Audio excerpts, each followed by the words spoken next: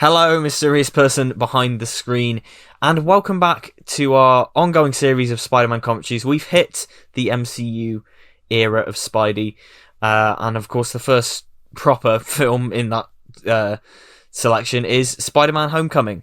So, without further ado. If you'd like to sync this up with your own copy of Spider-Man Homecoming, put the film to the start and press play in 3, 2, 1, go. We're starting the MCU with film number 16, I think. 16, yes, I think that is right. Our first MCU film is one from... Was this phase? Yes, phase 3, isn't it? So yeah, it is. Mm-hmm. We'll probably fill in the gaps eventually. Mm-hmm. Well, I remarked it the other day. This year we've got 3 MCU films coming out in the cinema. It feels like the world's finally back to normal again. Because Yes. we've got Black Widow, Shang-Chi, I think it's called, and obviously Spider-Man No Way Home. Yeah, which is... it does feel like the world's back to normal. We've had... Marvel fans have been inundated with content this year. So yeah, we have, yeah. So, which is nice. And yeah, so first of all, I love Michael Keaton as the Vulture.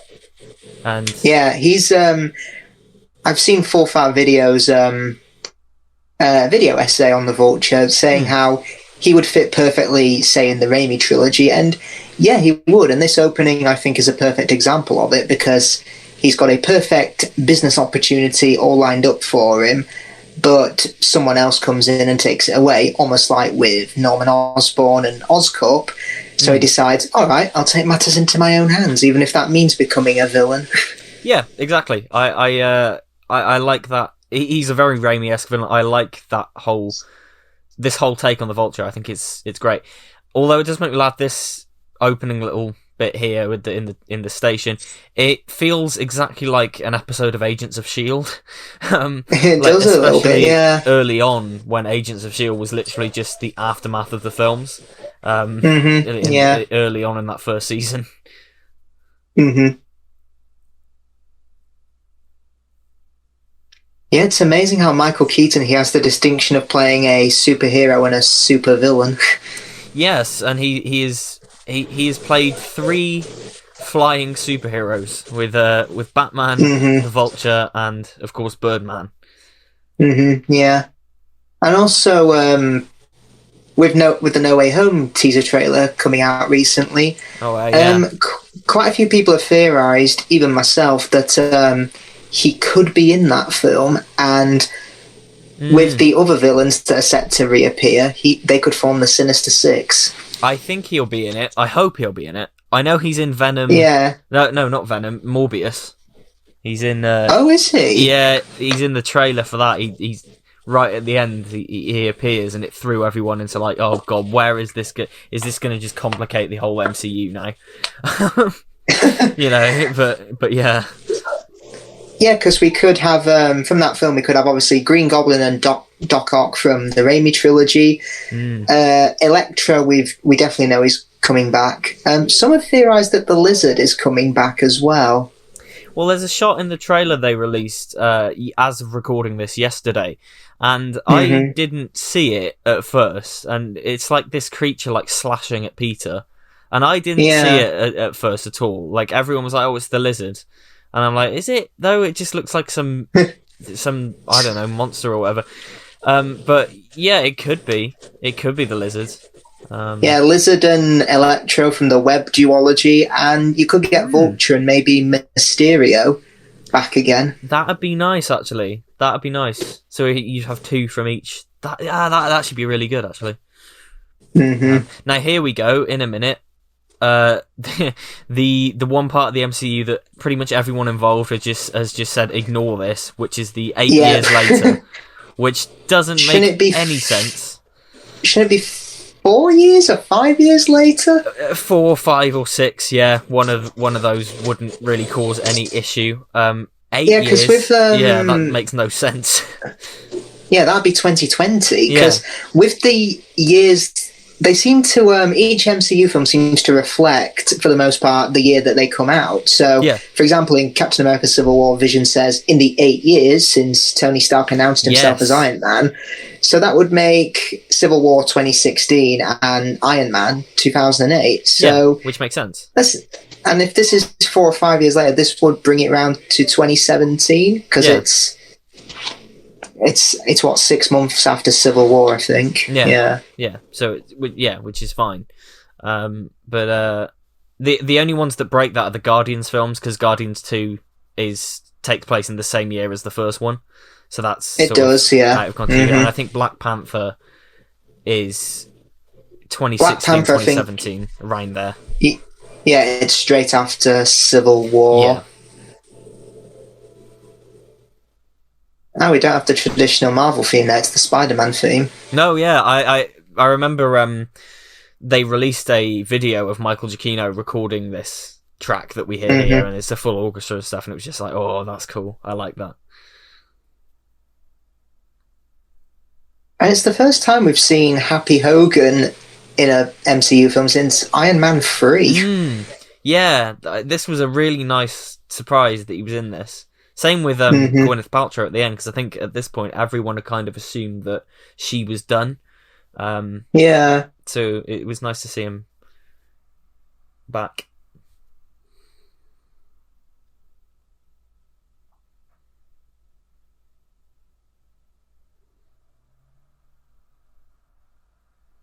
Yeah, because I kind of felt that Jon Favreau had fallen out with Marvel a little bit after Iron Man 2, but I could be wrong.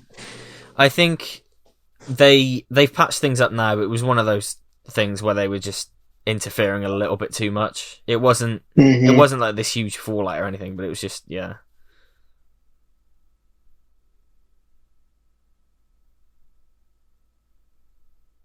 that's what I like about Phase 3. Nearly every film is impacted in some way by Civil War. And it affects everyone, even the smaller heroes like Spider-Man, who is your friendly neighborhood Spider-Man, or Ant-Man, who's under house arrest. The people of Wakanda need a new king, etc. So I'd say the only films that aren't impacted by it are Doctor Strange and the Guardians 2. Pretty much, yeah. And in the latter's case, that's only because it takes place a few years before. So So this does bug me, though. I've got to say this. So he swings in and immediately says, "Hey, everyone," which, of course, in Civil War doesn't happen. He doesn't say that. No.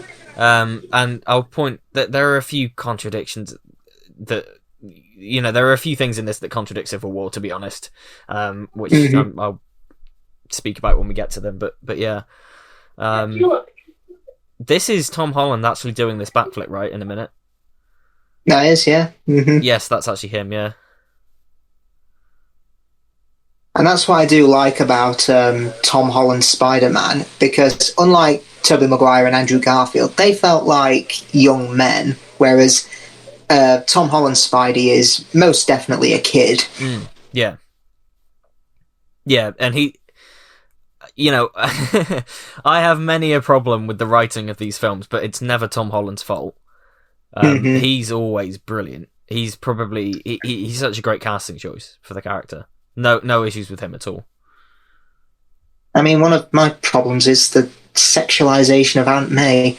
Please stop it. I know. Yeah, it's not.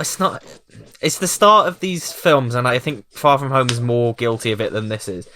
But at the start of these films, just doing jokes, which are kind of... They do them once, and it's like, huh? And then they keep doing them. And they're never funny. And the sexualization of Aunt May just isn't... It's just awful. Yeah, 50 years down the line, where we get the 100th Spider-Man reboot, they're going to have Aunt May be his little sister. Yeah. Probably. I mean, to be fair, I do like them doing a younger Aunt May. Because you aged down Peter Parker, you've got aged down Aunt May a bit. I like that. It's just, all the jokes towards her, it's just like... And it'd be one thing if they did that and gave her some dimension, but her in these films, she has no character to her. She's just... again, especially in Far From Home.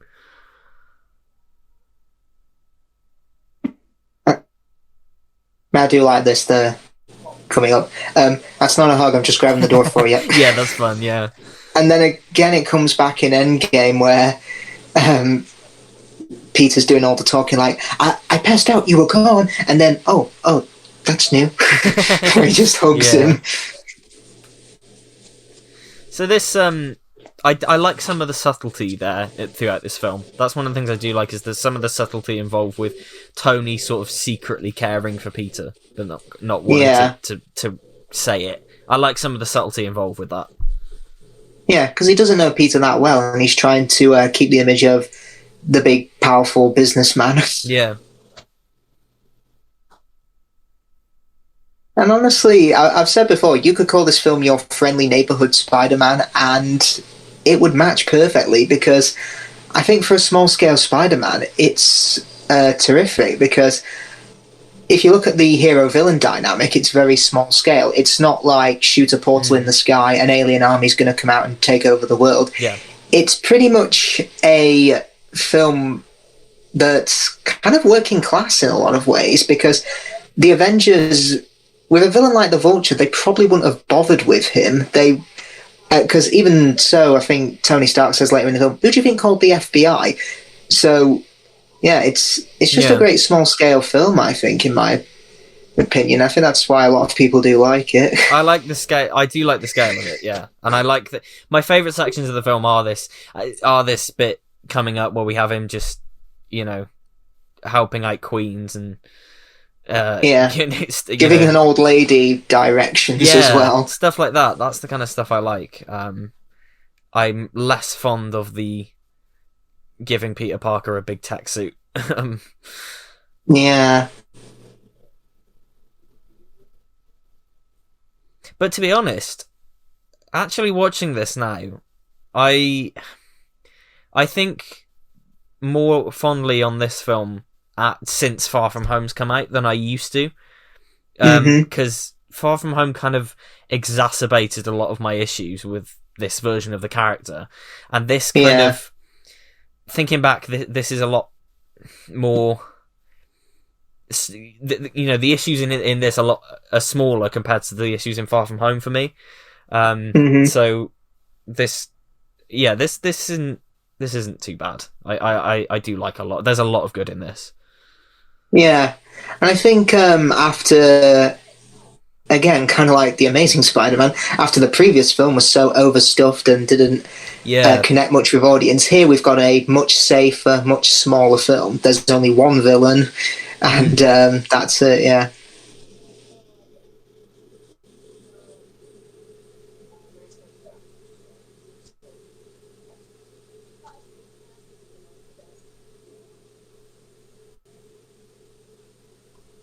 You're dead? Oh, I'm so threatened by that.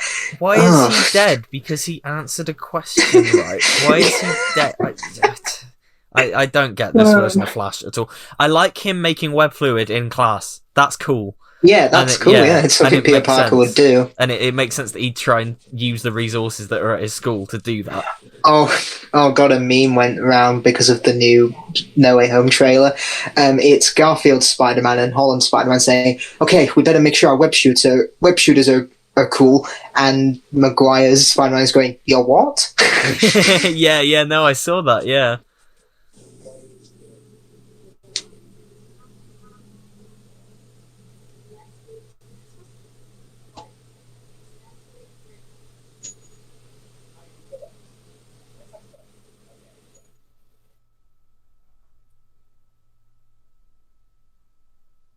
Where did Abraham go in between this and Far From Home? Because I don't think he's in that one. Maybe he died. Move school? Maybe Abraham died on the way back to his home planet. And I'll say this about the high school setting. I do like how you hear the students talk about the Avengers, like what, shag, marry, kill, something like that. Yes, they're doing that later on, yeah. Let's be honest, we've all done that with the Avengers. It makes sense that they'd be doing that. Also, the teacher in this, he's in The Incredible Hulk, isn't he? But as a different character. Well, he is in the Incredible Hulk. People have actually theorized that it's the same character because he's at a university, isn't he? Oh, that makes sense. So people have theorized that it's just that character when he was in college, I guess, in America. Possibly, yeah. But, side note: why did that bit of Peter jumping over the fence need 3 cuts? I don't know.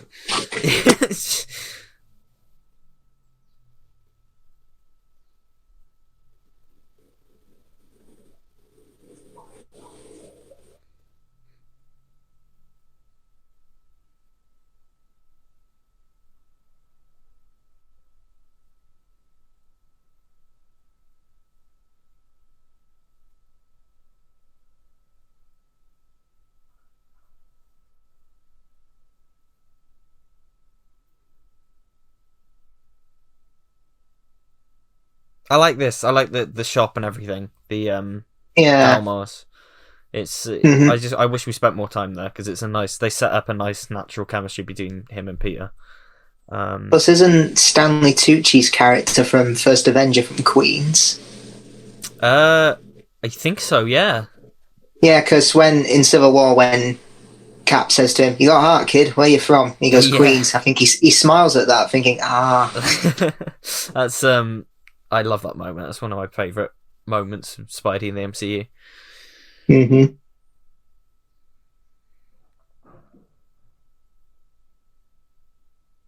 Now, I do like the design of the suit. I just don't know why they keep covering it up with CGI. That's true, yeah. I don't know why it wasn't just kept as a practical suit. Because I don't think the CGI is fine. It's a really nice looking suit. I don't know why they keep covering it up with so much CGI, and especially like when we get to the boat later, and even here, you know, when he's on the thing, I don't think the CGI looks very good. I just think it just takes a lot of the texture out of the suit. I really don't understand why they feel the need to do that. Yeah. I love this. If this is your bag, please don't steal it. If this isn't your bag. That's nice. That is really nice. It's something definitely a kid would do. Yeah. And I love this section of him just dicking about in Queens. It's nice.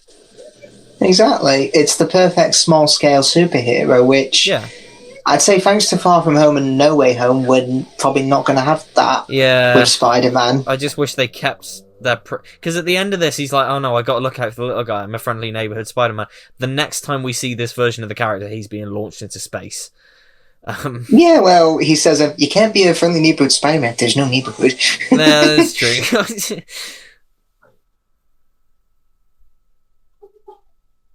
I like this Stan Lee cameo.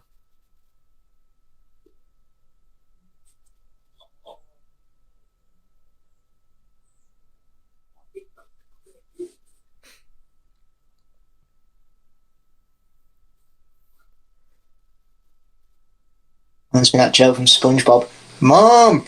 What is it?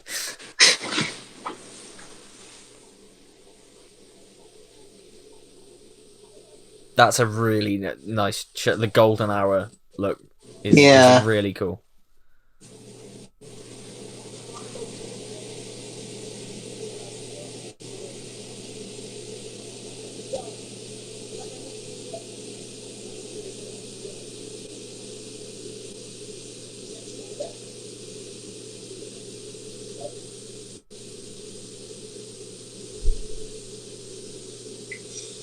And the thing is, I think all this film could be, you know, we're getting this whole adoration of the Avengers and him wanting to be an Avenger and stuff. And by the end of the piece, he's very much like, no, I'm okay being myself. I need to look out for the little guy. I just wish the films had kept that up and giving him more independence, because then that wouldn't mean this film would play nicely as him learning that the Avengers maybe aren't so... They don't align with him with his kind of viewpoints all the time, and that's because his viewpoint. Because I'd argue Spidey's viewpoint in this film is Tony Stark good, Vulture guy bad. Yes, it's simple, but it makes sense because he's a kid. He blindly followed Stark into fighting Captain America. Yeah. And wouldn't listen to what Cap had to say or listen to his side of the story. It's just like, Cap's gone insane. I need your help. Come on. Yeah, exactly. And, well, we saw it in the video diary thing at the start. It's like, I don't really know what I'm doing here. Something about Captain America going insane. Yeah, that's good. And I think it's just frustrating because they could have used that as an opportunity to make him more independent and make him more of a...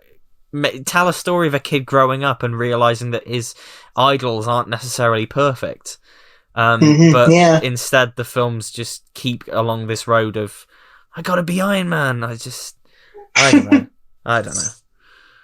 This is nice. I like all this, the small scale. This feels like an issue of Ultimate Spider-Man or something, or just a one shot. Yeah. This is nice. Yeah, and I like how the shopkeeper is his priority there. It's like, Mr. Delmer. Yeah.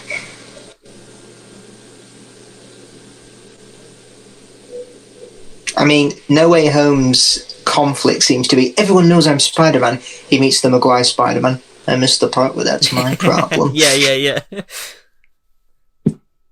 Oh, look at little Iron Man Jr. Gonna cry. I like Dummy. They brought back Dummy from the first Iron Man film. That's nice. Yeah.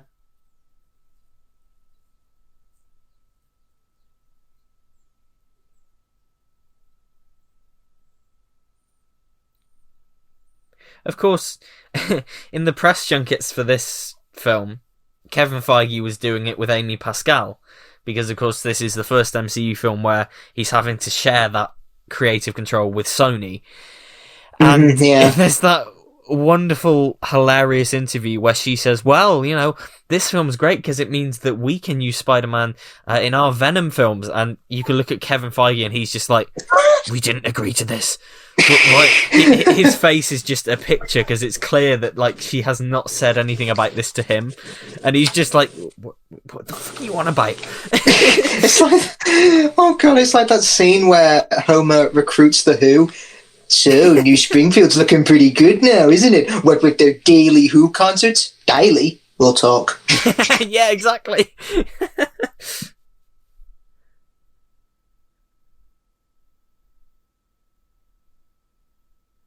This is a nice reveal. Of Ned. It is great. You think, oh, he's all on his own. He's just got to hide from Aunt May. We're in Peter's mind here. And I like the practical... people... Yeah, go on. Yeah, a lot of people do seem to hate Ned, but I don't think he's that bad. I don't hate him. I mean, I like his character, but his presence adds to the fact that they've basically just taken Miles Morales and giving him Peter Parker's name. Because Ned is, down to the appearance, the character, he's Miles Morales' best friend in the comics, Ganke. They've just given him they've given him the name Ned Leeds, which is a character from the comics that Peter Parker knew. But apart from the name, he is literally Ganke. There are a lot of traits of this version of Spider-Man that are just Miles Morales, or even Kamala Khan, who's Ms. Marvel. Down to the fact that she has always been like an Avengers fangirl, and she's always been she actually thinking about it, this is very similar to Ms. Marvel in a lot of ways. And, having told me that, I'm surprised they didn't just call him Ganke. Well, yeah, I think they didn't do it because they didn't want to confuse people. Because this isn't Miles Morales. This is supposed to be Peter Parker, but it just feels like they wanted to do Miles, and it's sort of, if they ever introduce Miles in the MCU, are they going to make Miles Peter Parker? It's just going to be this weird thing. Possibly, yeah. Because doesn't Ned in the comics become Hobgoblin? Yes, Ned Leeds does, and Ned Leeds dies at some point. I haven't really. Is he a friend to Peter Parker all in the comics, or is it just Miles? Oh no, sorry. Is Ned a friend to Peter in the comics, or? I think so. He's more. I believe. Let me have a look at him here. So he's been a reporter for the Daily Bugle. He's the husband of Betty Brant. So yeah, he's sort of an acquaintance of Spidey. They date briefly in Far From Home, don't they? Yes, yeah, and yeah, he's been a hobgoblin. He's just a supporting character in the comics. Really, he's not major, but it is just like the fact that they so clearly just did Genki here and just gave him the name Ned is interesting, and also a bit of Harry Osborn. Yeah, a little bit. Yeah, being his best friend. Yeah. I mean, I said this last time, but I'm genuinely surprised that with Iron Man being a supporting character in these films, I'm surprised that Oscorp hasn't appeared as being, Yeah. You could get interesting take of Stark Industries versus Oscorp. Yeah. I'm shocked that they've not done that yet. But there's also this prevailing theory that Sony actually, in regards to the deal that Sony and Marvel have, they can't use certain classic versions of the characters, which is why they take so many drastic liberties with the characters in these films. It's in some regards to the deal. I don't know if that's confirmed, but I think it's somewhere. Which is why MJ becomes Michelle Jones instead of Mary Jane and stuff. But we can still call her MJ. We can still call her MJ, yeah, exactly.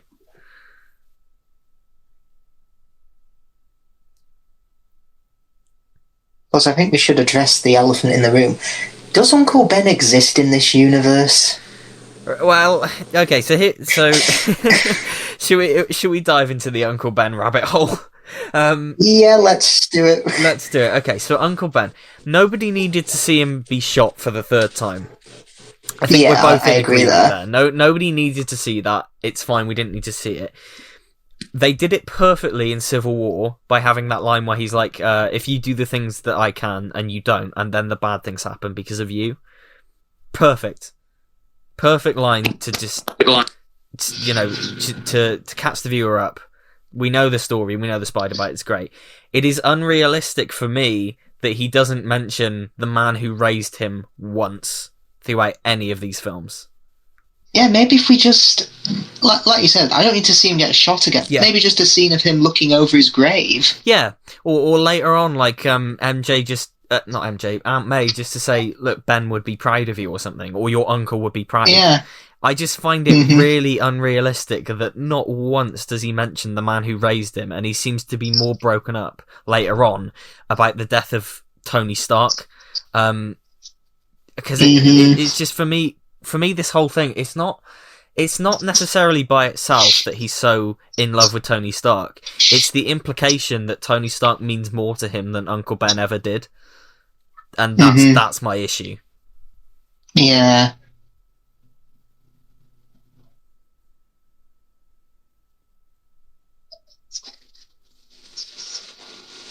It's also funny to me that because this film is a PG-13, they can't say fuck. So you've got teenagers saying F Thor, when in reality, it'd be way different.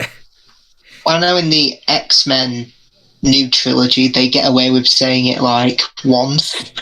Well, yes, yeah. I think you're allowed one fuck in a PG-13. You're like one of them, which is why, yeah. And I think in Dark Phoenix, especially, that is a hilarious moment where they try and force it in because they have Cyclops going, "Oh, we'll fucking kill you." It's just like, oh, come on.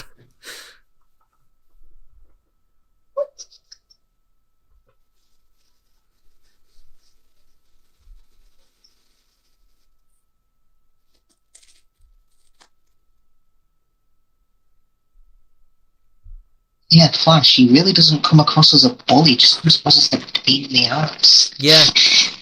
Yeah, and he's just... I get what they've tried to do because, like, modern bullies are not jocks anymore. That's true, yeah. So I get what they tried to do there.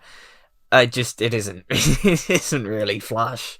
As I think we spoke about in Amazing Spider-Man, my favourite on-screen version of Flash in the films is that version. Yeah, definitely.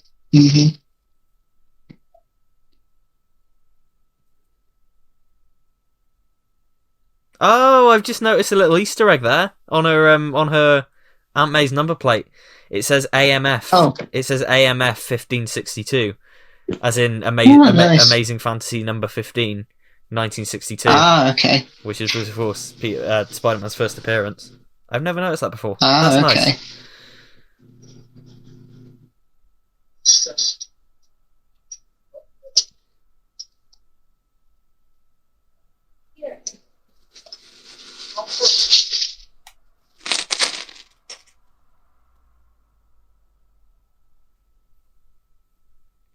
To be fair, Ned's hat is pretty cool. I wear a Stetson now. Stetsons are cool. I like how this is played as well, because I think when you first watch the film, you sort of go, Christ, how loaded is Liz? She's got a fucking mansion. Yeah. But then, of course, later on that makes sense given who we find out her dad is. So that's nice. Yeah, and definitely. I like that they don't draw attention to it. Mm-hmm. Yeah. It's cool. And I think Zendaya as Michelle is I think I certainly knew in high school people like her who were just fucking weird and embrace that. So yeah, she's cool. I think I'll talk more about her when we get to Far From Home, because she's more relevant in that than she is in this. Yeah, definitely.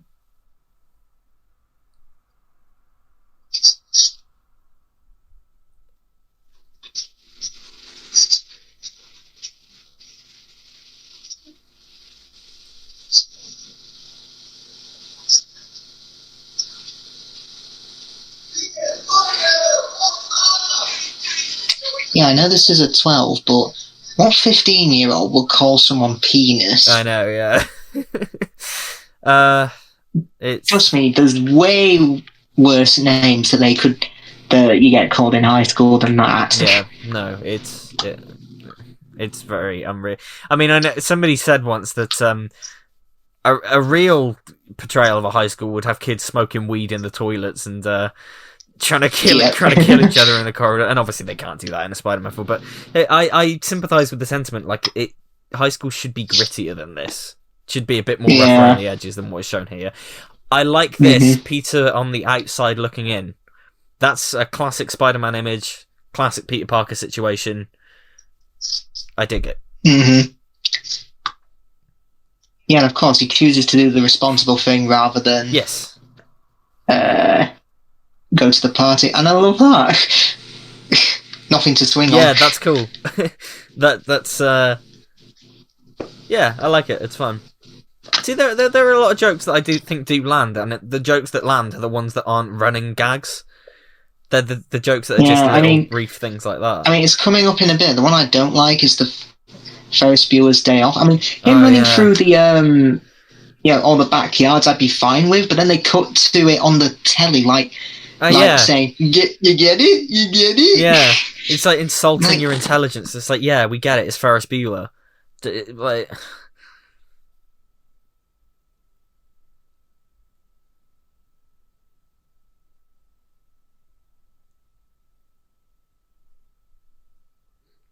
Donald Glover. He's great. It's just... Oh, that's Donald Glover? Yeah, it's Donald Glover as oh, wow. as Aaron Davis, because Miles Morales' uncle. Because he references Miles later on. Oh, okay. He goes, I've got a nephew who lives around here. Seems like such a small part, but then I realised this was before Solo. Yeah, I mean, this was when Donald Glover was... Because I think his first big acting role was in Community, and then he left that when he was getting in his big break with his rapping and everything as a childish Gambino, and then he started doing big roles like this and of course Solo. So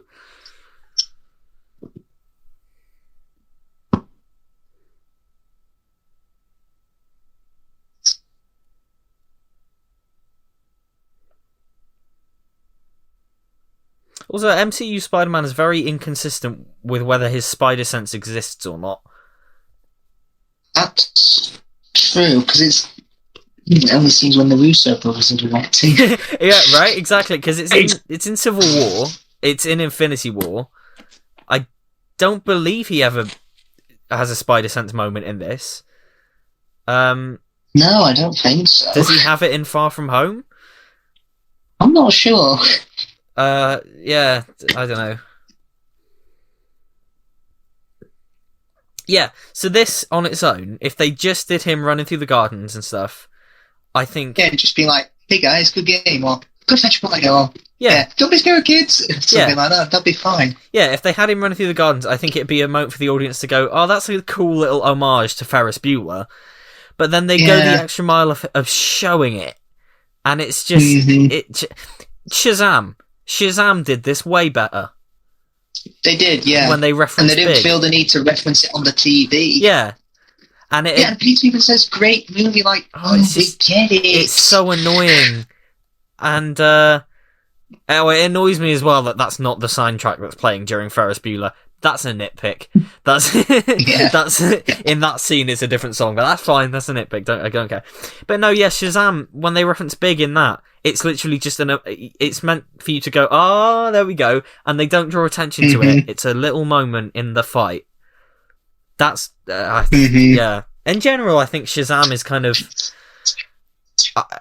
It feels like more of an 80s John Hughes film than this does, even despite... definitely, yeah. Despite all the fact that this was bigging itself up to be a John Hughes film. Mm-hmm. Yeah, and I love the look of the Vulture. It's not just like a bad version of the Falcon. It's like, it's bigger, it looks rougher. Yeah. And I love its coat as well.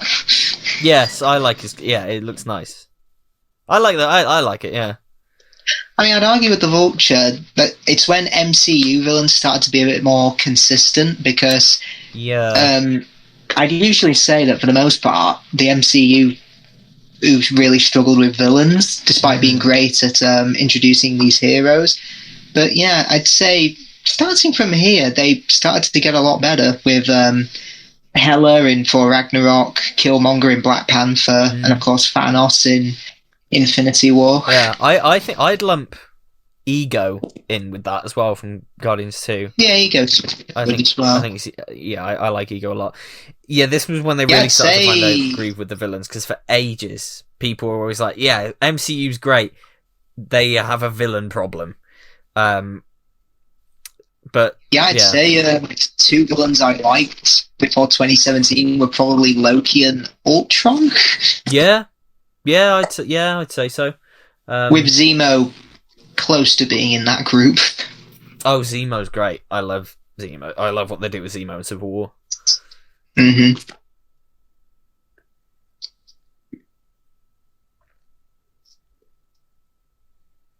If Tony Stark lived to see the pandemic, he'd be like, people of New York, because of the epidemic, I have cancelled my vacation to the Bahamas. Hey, you, get that bongo out of my office. Sorry, man. Well, I wonder if the coronavirus happened in the MCU, because of course it was in the 5-year blip. So I guess if coronavirus did happen, it probably wouldn't have had the impact that it has had on us, because there was half the people in the world, so it wouldn't have really... How many people compared the blip to COVID? Yeah. And yeah, it is scary how eerily similar it was. I just hope it doesn't take 5 years for people to fix things. Yeah.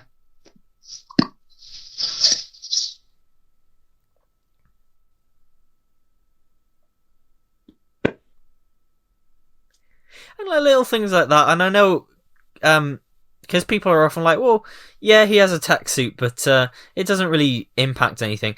But I kind of think little things like that, him having a dryer in his suit, you know, part of I think a really charming thing there, and a very Peter Parker thing, would be for him to have a soaking wet, freezing cold suit that you'd have to trudge home in. Yeah. I don't know.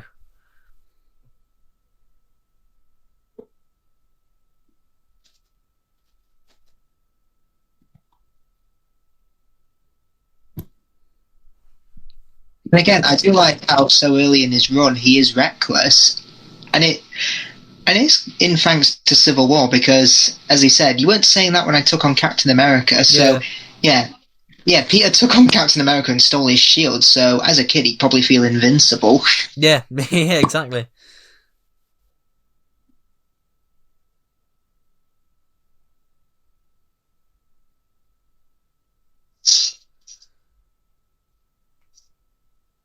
It's an odd version of. It took me ages to realise that this was supposed to be the Tinkerer. Because it's an odd version of that character, who's usually portrayed as this old, literally an old man, old scientist. Well, I discovered, I really should have brought it up in ASM2, that Dr. Kafka from that film is supposed to be a woman in the comics. Yes, he is. Not I want to know what you are. There you are. And I will get results. Please bring him back for, Yeah. No Way Home, just for the hell of it. It doesn't, I should have mentioned it last time, but he just reminds me of the Baron from Chitty Chitty Bang Bang. It just You just realised, that Simpsons meme when Moe sat on the couch and Homer was looking over him, all threatening. Yeah. Imagine Electro sat on the couch, Dr. Calvin looking over him, all threatening. What are you doing? Well, Electro's back in No Way Home. Maybe he will be too. Mm-hmm. I like that. I'm the shocker. I shock people. Was this pro wrestling? Yes, of course. We're treated to how many shockers in this film? Two shockers. I think so. This shocker and the guy who takes up the mantle later. Mm-hmm.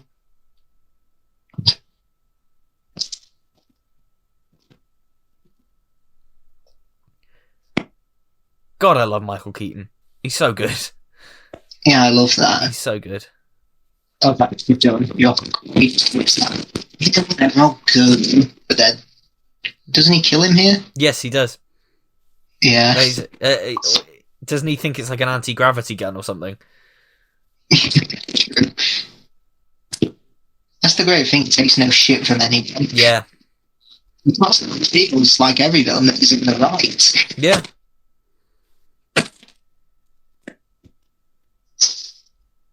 And again, like Doc Ock in Spider-Man 2, he has no personal vendetta with Spider-Man. He didn't become the villain because of Spider-Man. He just wants to do his business, but Spider-Man keeps getting in his way. Yes, yeah.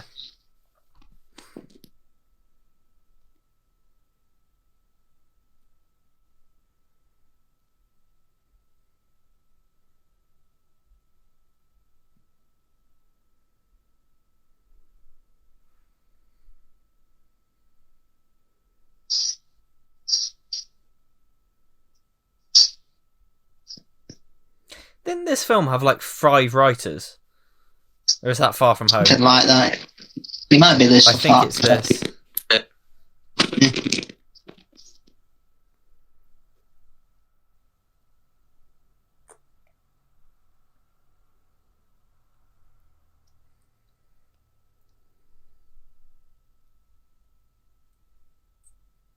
In fact, I just realised in this film and Far From Home, they go on a school trip. Yes, and it's clearly done. I think the school trip in this was kind of done as a test run for Far From Home, because they clearly want to play with the supporting characters. But I guess that's fine if you're a fan of the supporting characters, but I don't find them funny at all. So yeah, exactly. I'd say the weakest part of this Spider-Man iteration is the comedy in a lot of places. Yeah. It's just not funny, or it's just too awkward, and the jokes just outstay their welcome. At best, again, like the Aunt May jokes. Yeah, exactly. At best, the comedy is unfunny, and at worst, the comedy actively takes away from any drama they're trying to have. Yeah, true. And that is more apparent in Far From Home than it is here. Yeah. Yeah, like they're about to get killed by killer drones, and Happy says, "I'm in love with Spider-Man's aunt." Yeah. What? They thought we were sharing troops. Like, it's just not really. Oh God! I have so many issues with that film. We'll get there. Mm-hmm. Actually, to be honest, watching this, I am warming to it. I'm enjoying this a lot more than I did the last time I watched it. Yeah, when I watched it, I really liked it. I thought it was just below the first two Raimi films, and maybe on par with, say, The Amazing Spider-Man. Yeah. And with Far From Home, I found it probably better than this one, mainly because I think... Interesting.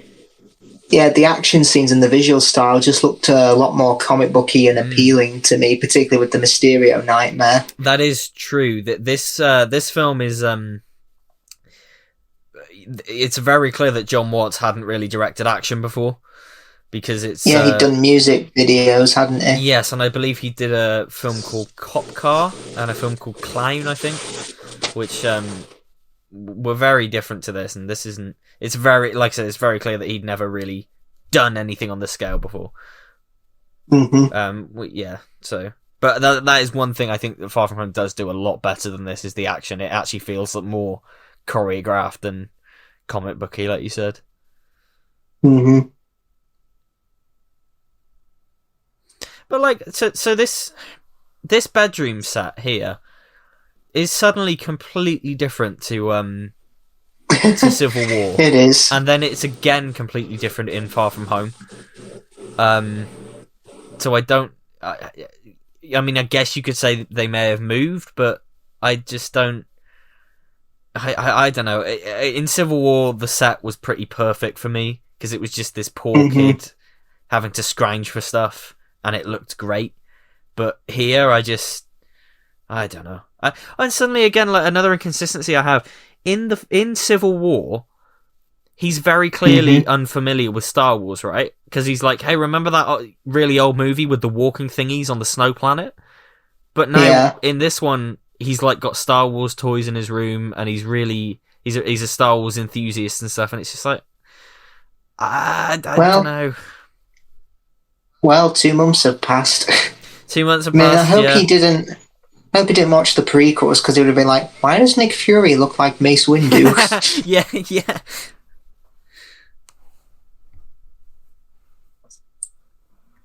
And I've noticed through each of the 3 films, Peter has a different mentor figure.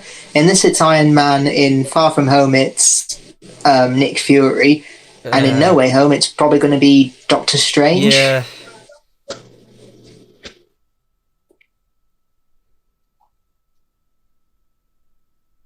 Sam Gavin made a pretty good point.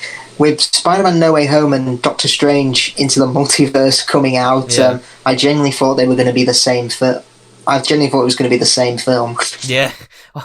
And he has got a point, because obviously from No Way Home we're going into more multiverses. Yeah. Yeah, that's very true. It's like, I wonder how they're going to be different from one another. Well, I think Doctor Strange 2, it's going to be more like a horror film from what I've heard. Yeah, which, I mean, if you want to do that, getting Sam Raimi, great. Is it? Yeah, you've got a treat if you've got Sam Raimi. Yeah, you want to make a horror film, yeah, that's excellent. But, yeah,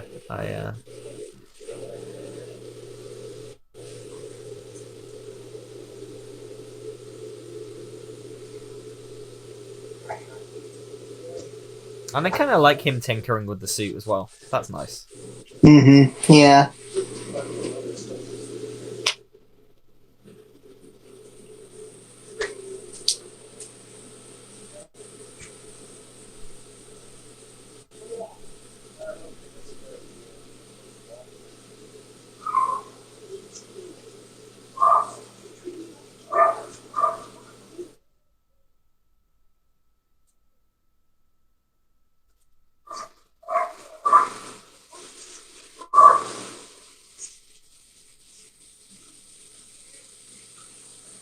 I got impressed, Mr. Stark.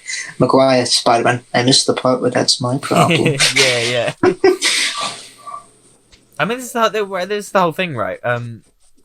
It's like I said earlier. Like, I think I would be fine with all this retroactively if maybe his belief of, oh, I've got to try and impress Mr. Stark, got shifted or got broken down by by his experiences, or he learns something, and he grows as a person. But these films, to me, they feel like they don't really want him to grow. Yeah, that's true. Well, I think because he says, Tony Stark says to him, "If you're nothing without the suit, then you shouldn't have it." Yeah, and that's what I like about the climax. He doesn't wear the Stark tech suit. He wears one that he made with his own hands, and he still ends up winning the day.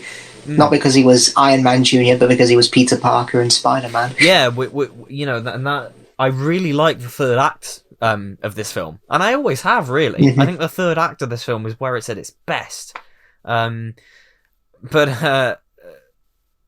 yeah, which is why it's weird to me later on that he's still trying to be Iron Man, and he's still trying to do all this, because this should have been this should have been the moment where he's like, no, I can do this by myself if I just keep my head down, and I'm the friendly neighborhood Spider-Man. I don't need all this.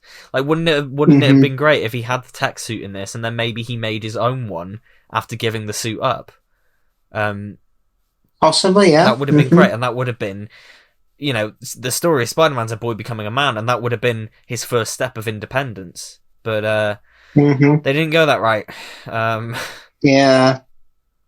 Yeah, this is Jennifer Connolly, is it? As Jennifer Connolly as Karen, which is, I had no idea. It doesn't sound like her at all, but I guess it's her return to Marvel, because obviously she was in Hulk. She is, yeah. I mean, speaking of Karen's that term. I work in a school, and I'm surprised that there are students who know what that means. Yes, yeah. Particularly the year sixes, they tend to say, "You're acting like a Karen." Oh, really? Oh, God. Okay. Well, I mean, not to me, but to other students.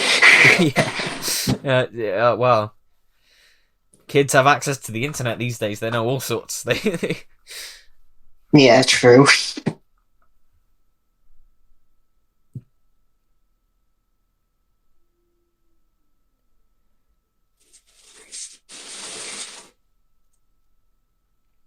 So I've noticed that one thing, even people who really love MCU Spider-Man, I've noticed that a lot of people really, including myself, just the idea of Spider-Man having instant kill is really just, and like I said, even people who love this version of the character are just like, they shouldn't have instant kill.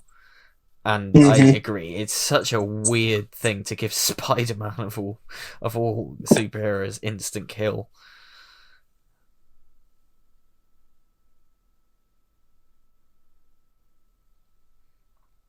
This reminds me. I do like how he's a bit out of his league with the suit, because he's just wanting to do a simple swing, but he's got like 500 different combinations. Yeah. All this reminds me of so when this film came out, they released a free PlayStation VR experience. It was like a 15-minute thing. It was for free, but it was you practicing with the web shooter combinations that you see in this, and then you see you're just using it to like shoot cans and pull cans towards you and stuff. It's fun for a free little experience, but every time I watch this now, I just think of that VR game. Yeah, I do that.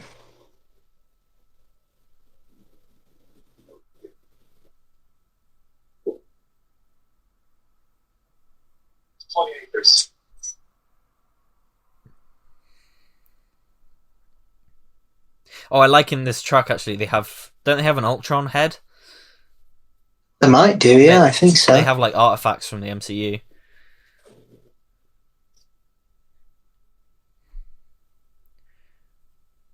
Stuff.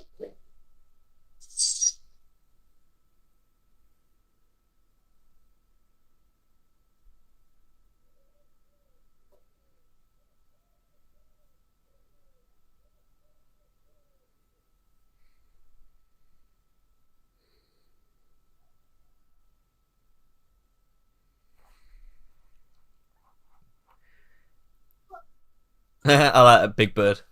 That's cool. Yeah, that's definitely something Spider-Man would say. That's a yeah. nice quip, yeah. Should have thrown the bag back at him and said, "Use your change."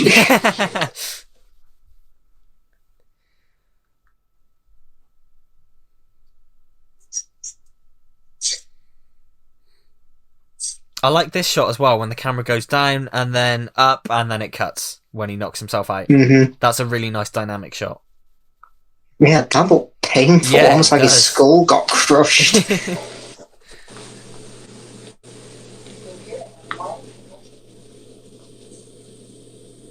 I mean, if he truly is a kid, he should have, when he first got the powers, he should have been like, "I must only use this power to annoy. Yes, up, down, side to side. What's your point? Yeah. Ow!"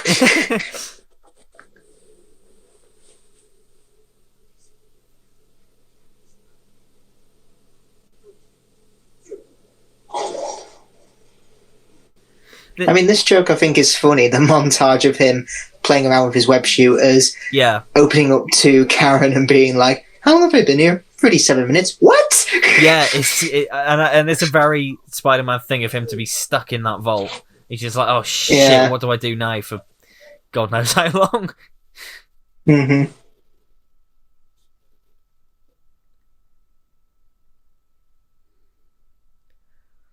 The suit looks good here as well. This is where, because you can tell that there's CGI applied to that when he's in the hammock, but it doesn't look as distracting. But sometimes I think it just looks terrible, and I don't know what. Actually, I really like. I don't know if you've seen pictures of the suit they have in Civil War.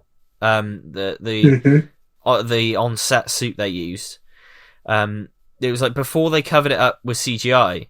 It's like this really classic design where it's got raised webbing like the Raimi films. The spider on the front is like classic Steve Ditko comic drawing.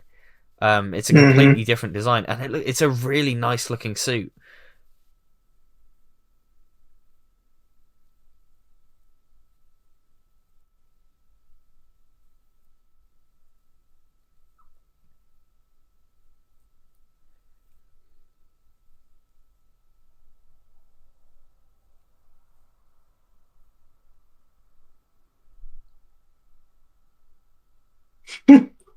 It's fun. I like that.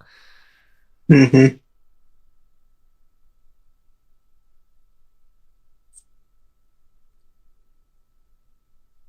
I'm actually trying to look for that Ultron head.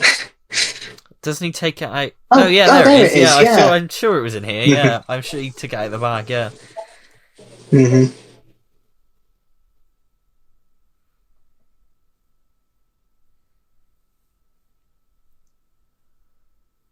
And I like the fact that his phone's cracked and kind of screwed up. Yep. That's nice. See, there are things I like. Like they hammer home the working class thing that he's got a bit of a shit phone, stuff like that. He's a dumpster diver, and then for me, it's just counteracted by giving him essentially an Iron Man suit. An Iron Man suit made out of fabric. Yeah, for me, like no matter what way I think about that, it just doesn't work for me. I just think the very idea of giving Spider-Man a tech suit like this so early in his run is just really... It just misses the mark for me. And I don't mind it in the PS4 game, because that he has this suit which is quite high-tech and he's got all these gadgets, but it's established that he's made them himself over 8 years. And it's like he's worked for those things. He's made them by dumpster diving and scrounging and just building these things himself. This just feels like he's been just given it. I just don't know. I just can't get behind that really at all. Just this, it's like it's all been handed to him on a plate when he should have been working for it. Exactly, and it's just the fact of giving the most working class superhero this $1 billion tech suit just really, it doesn't sit right with me. It just doesn't sit right with me.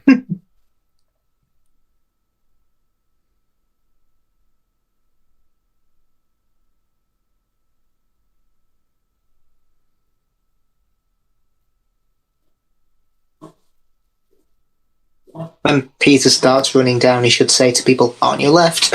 Yes, yeah.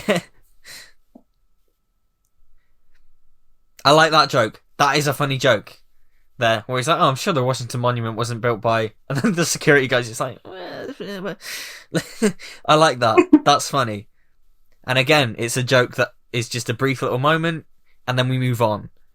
It's not a running gag that just is not funny. It's just a nice little moment.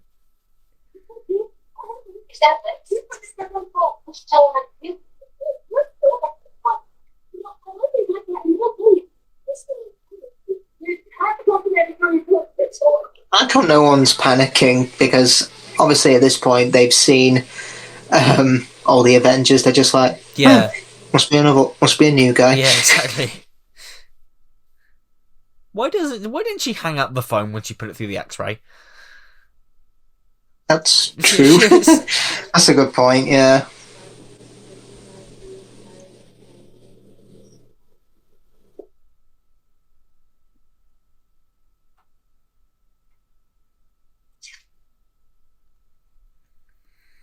Now, I do like this action sequence here. I mean, Full Fat Videos did a whole video essay on it, calling it his best MCU moment so far. And yeah, I do like it because you've got the security guard saying there's absolutely nothing to worry about, and Karen saying they are in imminent danger. Yeah. Yeah, no, I like that. It's alright. I don't mind it. It's a nice little action sequence. And it's something we've not seen in a Spider-Man film before, which is a fear of heights. Like, just because he's got superpowers doesn't mean his fear of heights goes away. Yeah. Yeah, like that. Our safety systems are working. Their safety systems have failed. That's fun, yeah. I like that. To be honest, I think my favourite MCU Spider-Man action sequence is... Would you call it an action sequence? The Mysterio illusion in Far From Home would you say that's an action sequence? Yeah, that's probably my favourite. Yeah, that is a gorgeous scene. Like, as much as I don't like that film very much, that scene is mwah. That's a fantastic scene. I love it. I love it to bits.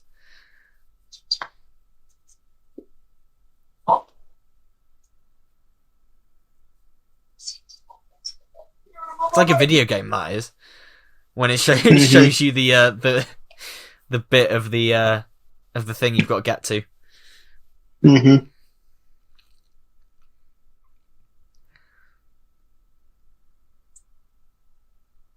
Yeah, this here really gets the fear of heights down very well. Yeah.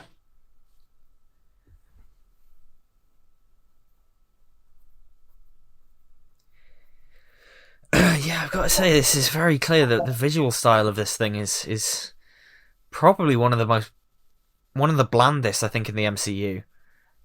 It's just very... Yeah, I am inclined to agree there, but, you know, you could argue that's maybe the point, because it's such a neighborhood film. Yeah, I guess, because, you know, most of the locations are in a school, a tech tower, a basement. Yeah. This is probably the most visually appealing sequence of the film, where they're in Washington, D.C. Maybe that's why, again, in Far From Home, they decided to go abroad. Maybe that is true.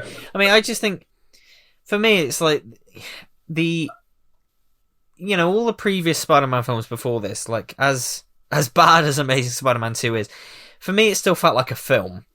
Like, it still you watch that, it feels like a film. These MCU Spider-Man films, they don't feel like films to me. They just feel like... People criticize the MCU a lot for just feeling like episodes in a TV series. These are the only ones that feel like that for me. And it's some of these visuals are just so... And that's uninspired, and that was improved in Far From Home, as I said earlier. Yeah, definitely. Web wings. I like the web wings are here. That was always a thing in Spider-Man that, again, they reference it in the PS4 game. He's like, yeah, I had these wings for a while. I thought they could help me glide, but it never really worked. And that's a reference to the fact that they never used that in the comics.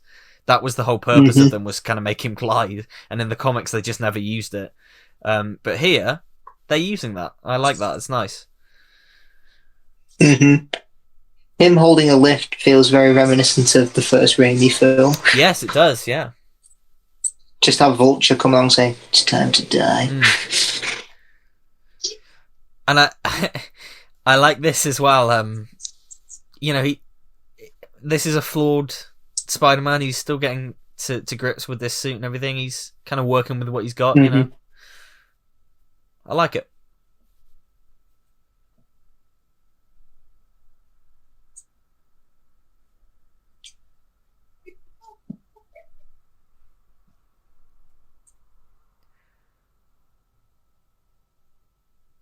That's also a lot like Amazing Spider-Man there. Yeah, both our videos did do an edit of him catching Liz, but cutting it with Gwen's death. Smack.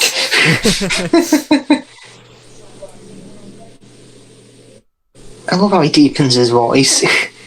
Yeah, I like that because it's kind of it's funny the way he's doing it, but it's also making sense.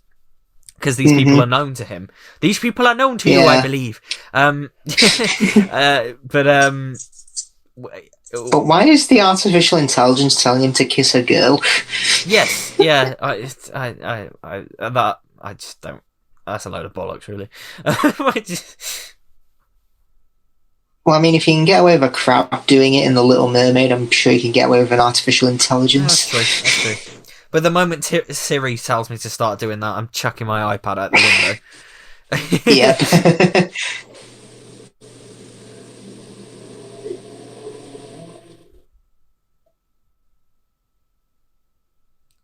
Yep. Speaking of technology and robots becoming very advanced, have you seen that Spider-Man animatronic they've got at Disneyland?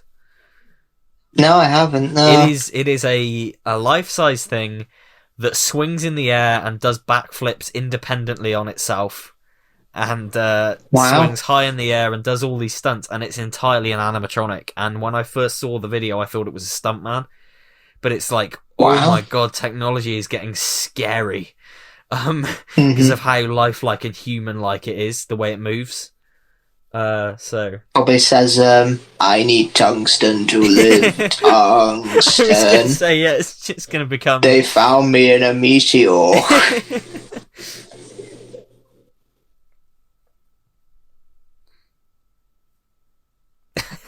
This is funny. Yeah, wouldn't want to compare to lose a student on a school trip again. That's funnily enough. This is actually a mini reunion for the cast of the very good TV show Freaks and Geeks from the 90s, because that teacher was one of the main cast of that show, and also this is written by one of the main cast of that show, one of the writers on this. So it's a little reunion for them.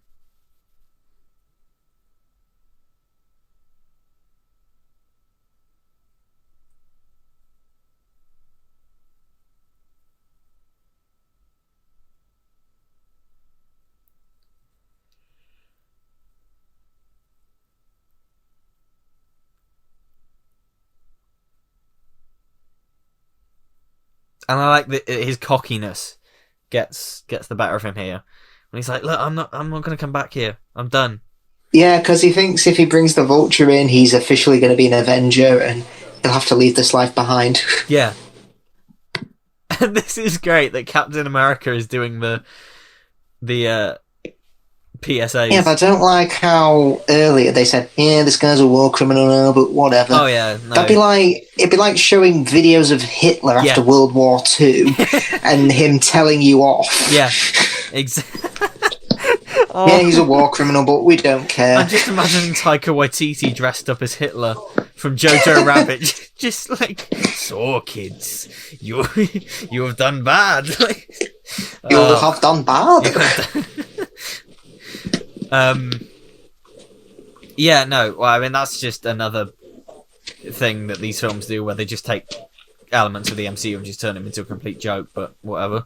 In Far From Home, the blip. Oh, fucking don't get me started. We will get there. We will get there. Speaking of that, isn't one of the bonus features on the Blu-ray like more of the PSAs that Captain America did? Or am I imagining that? I think so, yeah. I think he might have done more, because obviously there's that post-credit scene. Yeah, which is patience is a virtue. Yeah. Yeah, I was expecting a teaser for the next Spider-Man or Avengers film, but it's him just going, patience is a virtue. I think I expected at the time was a teaser for Infinity War, and instead same here. Instead we got Patience. Even when something seems so disappointing, and you wonder why you waited so long. That's great. I mean, it only really works if you're in the cinema, but it's nice.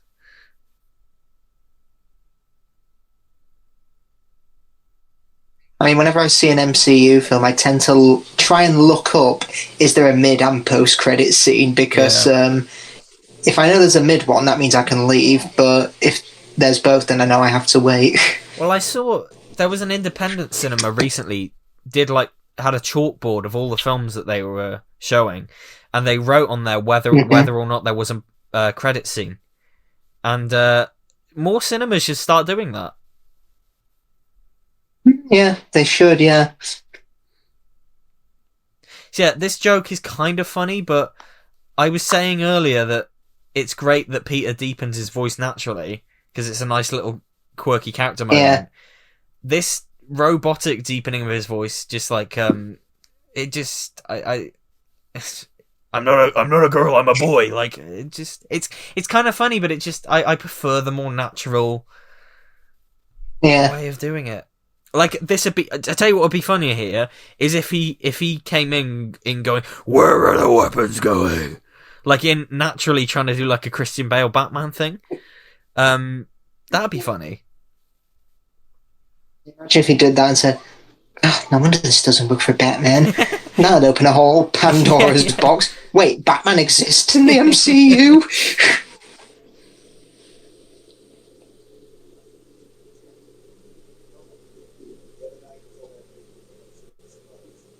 Yeah, in a minute he goes like, no, I don't want these weapons going around in these neighborhoods. I've got a nephew. Yeah, here we go. I got a nephew who lives here. Mm-hmm. Talking about Miles Morales. Nice. Because this guy is Aaron Davis, the Prowler. And I don't know whether they were planning to make him the Prowler, like, or anything, but yeah.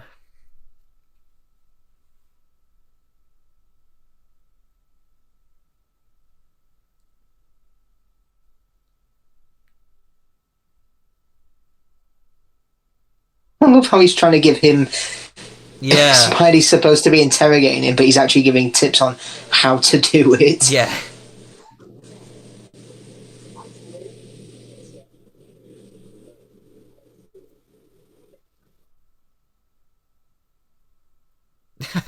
I like that as well. That's going to dissolve in 2 hours. No, come fix this. No, you deserve that. You're a criminal. Bye, Mr. Criminal. That's funny. That's a Spider-Man thing. Yeah. Mm-hmm. See, it's here, I think, that the CGI on the suit just looks like shit. Like, it's just so rubbery. And that's why, on our last commentary for The Amazing Spider-Man 2, I really pointed out how good the CGI work is in that film. Just because I just feel like like I said, it just feels like such a higher budget production and a film than this. This really does feel like a TV show. Mm-hmm. Which is alright, there's no flair to it. Mm-hmm.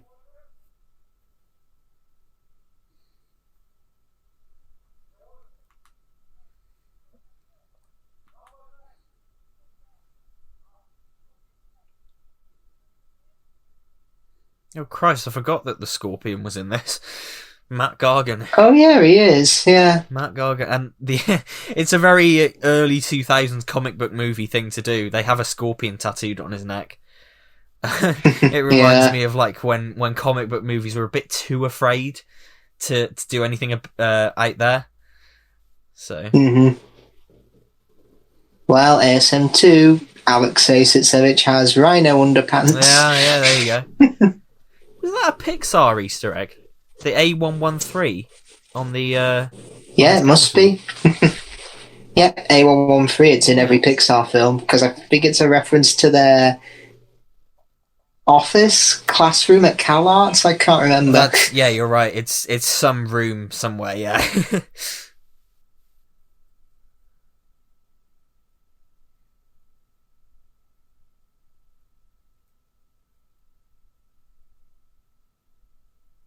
See, yeah, I like the subtlety in this where it's like, my dad never really gave me much support, so I'm trying to cut that circle of shame, you know.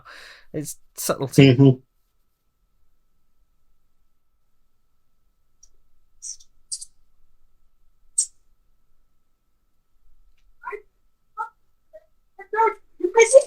I can't remember if in Far From Home Peter ever says what to Nick Fury. Need I remind you, the last person who said what to Samuel L. Jackson. That was a great quip as well. The sorry guys, the illegal arms deal happened at 10:30. You missed it. And this as well. See, they get his quips pretty down. Like the I'm shocked. Yeah. I mean, what we're missing is are you in or are you out? It's you who's out. Volley. Out of your mind. It's you who's out, Misty. Out of your mind.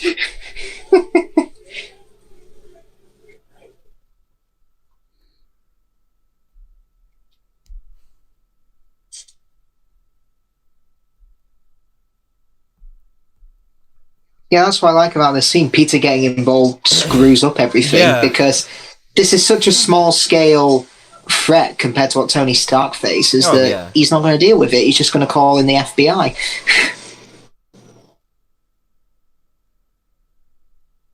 Get those top deck. Get out of here.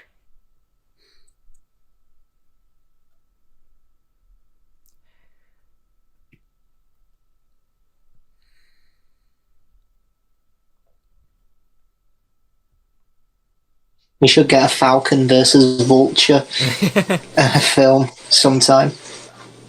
Well, we do have Falcon and Winter Soldier. Maybe they could get the Vulture in there. Yeah, well, I think it was announced the other day Anthony Mackie is returning for Captain America 4. So There's a Captain America 4? Yeah, with Anthony Mackie as the lead. Which is yeah. which is it's cool. I like that. Yeah, because he hands over the shield to Falcon. Yeah.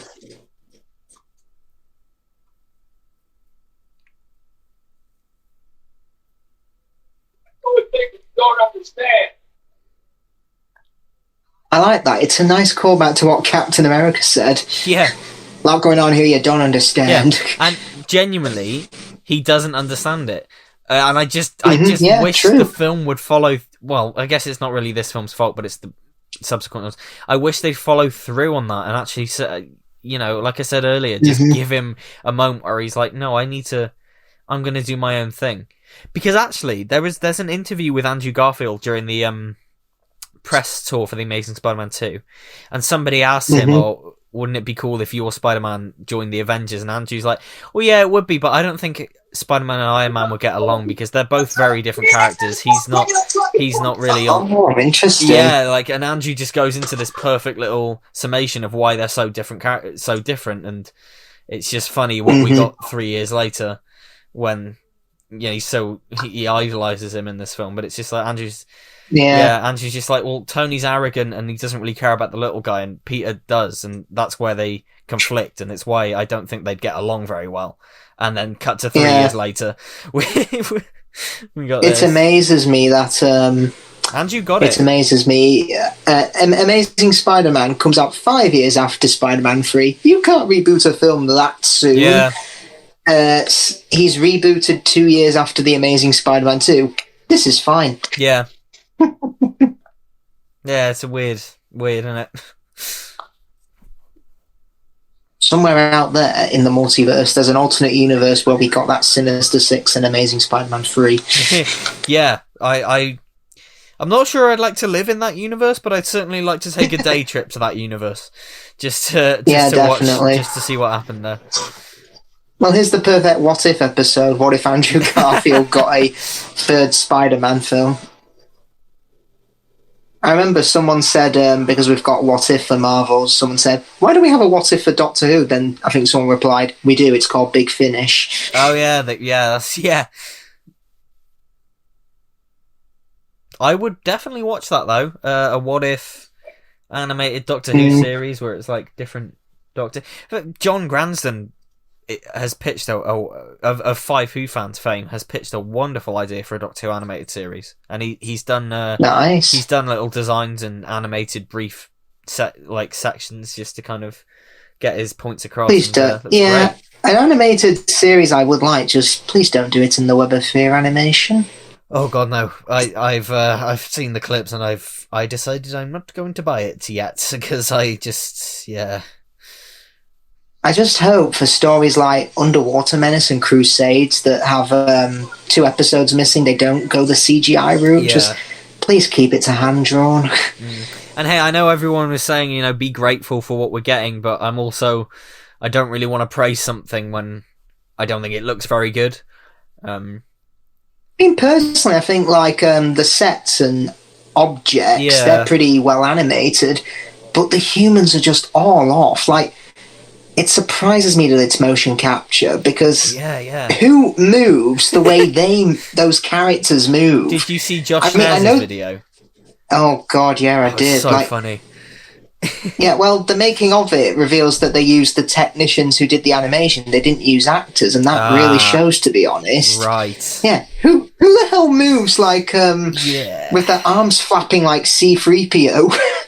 Yeah, I mean, like I said, I haven't watched the full thing. I've just seen the clips that people have posted, and yeah, I just... To be honest, I don't think it's as bad in black and white. It's just the colour version is... I would assume that, yeah. I'm definitely not buying it yet. I might just... That's fair. I might wait until it's in the box sets, because I don't really... Yeah, that's fair, I think. Don't really want to spend 20 quid on that. Mm-hmm. And I love this scene here where he backs away from Tony Stark. Yes. Like, Tony Stark has now become more scary than Iron Man. Yeah, it's nice. It's a really nice moment. And I do love, despite having such a quite a small role in this, it is central to Tony's arc about becoming a better man, because I'd argue in Phase 1, his as a character, he was basically genius, billionaire, playboy, philanthropist, didn't give a toss who got hurt as long as the day was saved. But in Phase 2 is his PTSD phase, because he's seen how big the universe is compared to him, and he's trying to make up for that, but doesn't have the best means of displaying it, like making 60 Iron Man suits in Iron Man 3, and obviously making Ultron, which just makes things worse. Yeah. And from Civil War onwards, he's trying to be a better man. Yeah, exactly. And it's interesting there that he's like, no, zip it. This is where you zip it. The adult is talking. And it's like he's become a parent in a way. He's become his dad. Yeah, true. And this should have been the moment that he lost all that tech forever, and he made his own suit, and he became an independent Spider-Man. And I agree there. He should have made his own suit here. He should have been like, yeah, you know what? I don't need Tony Stark. I don't need to be an Avenger. I'm just going to make my own suit. That should have been the moment. He shouldn't have got the suit back. He should never have got the suit back. Mm-hmm. And this is not... Look, this... Right. Okay, so May is like, cut the bullshit. I know you left Ascension. I know you left the hotel room. What is going on? Tell me. You are panicking me. Great. That's exploring what it's like to essentially be the mother of Spider-Man and having to worry about this. Yeah. Far From Home. Oh, look, it's your Peter Tingle. I'm going to throw a banana at you. Can you dodge the banana? Can you dodge the banana? Oh, what's that? Your uncle's suitcase got blown up? Oh, it's fine. Fuck off. Hey, it's your Peter Tingle. See, I remember at the time going, here, wouldn't it have been great if she said, look, it's okay, your uncle would have been proud of you. Yeah. I mean, in Far From Home, she's literally one line away from saying dialogue from superhero movie. We're gonna get fame, we're gonna get money, don't forget the bitches. Yeah, we're gonna get the bitches. Don't forget the bitches. Oh, God, really, watching this now really has made me realise that so much of my issues with this version of the character just come from Far From Home. And I don't think I realised it until now. This gives a nice base layer for what they could funnily have done enough, because I do like this MCU version of Spider-Man, I was kind of scratching my head thinking, why don't people like this version? But I think, as you said, maybe a lot of people's problems do stem from Far From Home. Yeah. I mean, definitely not all of it. Like, definitely, this introduced all that with the tech suit and the lack of, and then maybe that is the lack of consequences, kind of a far from home thing, but just all this and the shit comedy and everything that does come from this. But it provided a base layer that they could have improved upon and gone in a great direction for, but they didn't. They just doubled down on the stuff that didn't work for me. For me personally, I'm definitely. I'm not going to be one of those people like MCU Spider-Man is irredeemable, because he isn't. You know. Oh definitely. I've spoken a lot in this already about stuff I like. We're about. It's kind of like. Yeah, go on. I was just going to say, with these new Spider-Man films, you have got those people who think the only two good ones are the Raimi films, Spider-Man 1 and 2. Oh, yeah. It's kind of like with Superman. Some people think there hasn't been a good Superman movie since Superman 2. Well, I mean, I would say they're not too far off there. Aren't you? They're not too far off there. With Superman, at least.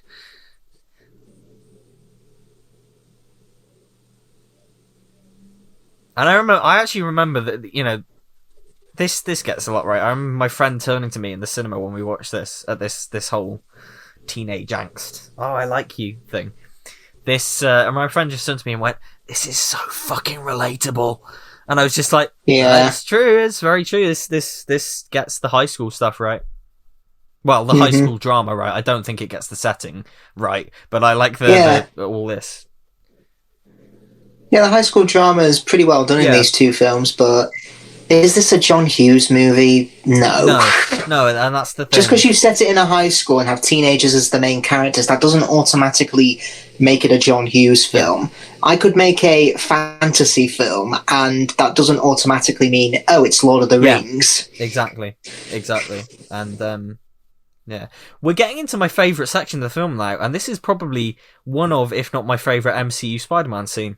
This where he's just getting ready with his aunt, and this and the song that's playing. It's just a very.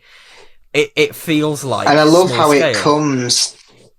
I love how it comes to an abrupt end when Adrian Toomes opens the door and says, "You must be Peter." Like, I remember when I first saw that, the entire audience was just so silent. I heard a few gasps. I was just like, wait, has he?" I thought, has he figured out he's Spider-Man and has kidnapped Liz or something? But great. And that as well, literally just there, a dorky kid trying to learn how to dance from his aunt. That's great. That's a great little montage. That's a really great montage. Fuck it. This third act is great, and this is what they should have. It is, yeah. This is the kind of thing that they should have taken into the subsequent films. I maintain that, man. This is just...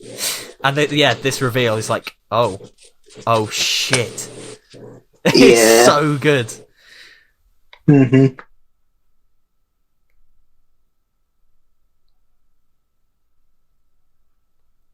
And it's not... Because it's like, he doesn't know yet. He doesn't know that Peter knows. And it's just this wonderful little moment. This scene, it reminds me of that scene from Liar Liar when he sees that woman who I think he insulted earlier. She goes, "Fletcher," and he goes, "Holy hell!" He should have said that and run away. Holy hell!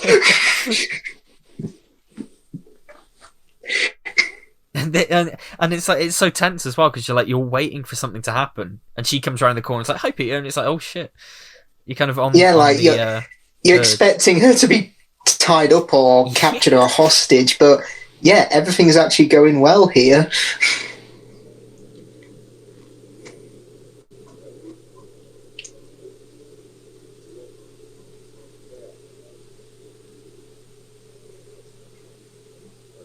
I noticed when he shook his hand, he said, "Wow, hell of a grip." Yeah. I mean, what he should have said is, "What? That's a hell of a grip. You should not pick a fight with this person." Clark Kent, Bruce Wayne. Huh, I love it. I love bringing people together. Huh. You know. But it's so deep. It's so... Yeah. And he's not even looking at Liz. He's just still focused on Adrian Toomes. Yes, I know. He just sort of shoves the corsage into her hands. Yeah. And in just this short scene, we do see he's not a deadbeat, horrible dad. He is a pretty nice dad to them. Nice guy, yeah. He's a family man. He just wants the best for his family. He's a family guy. I guess you could say it's lucky that they have a family guy.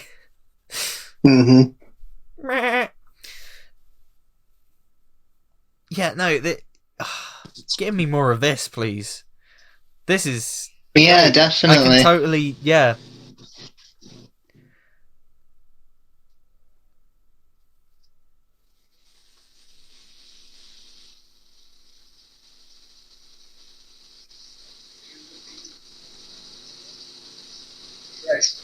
And, yeah, this is...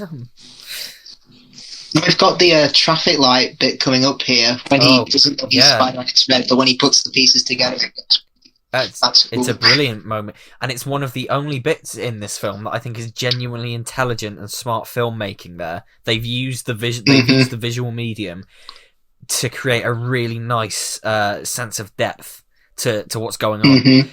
It reminds me of something from the Raimi films. You know what I mean? Like that is something that I think Sam Raimi would do.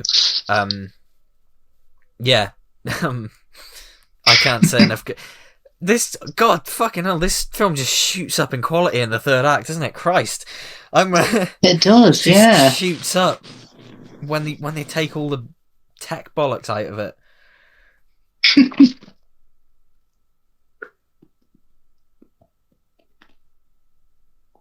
And slowly the penny's dropping. Like, because he's going, the whole, I've seen you before, the voice,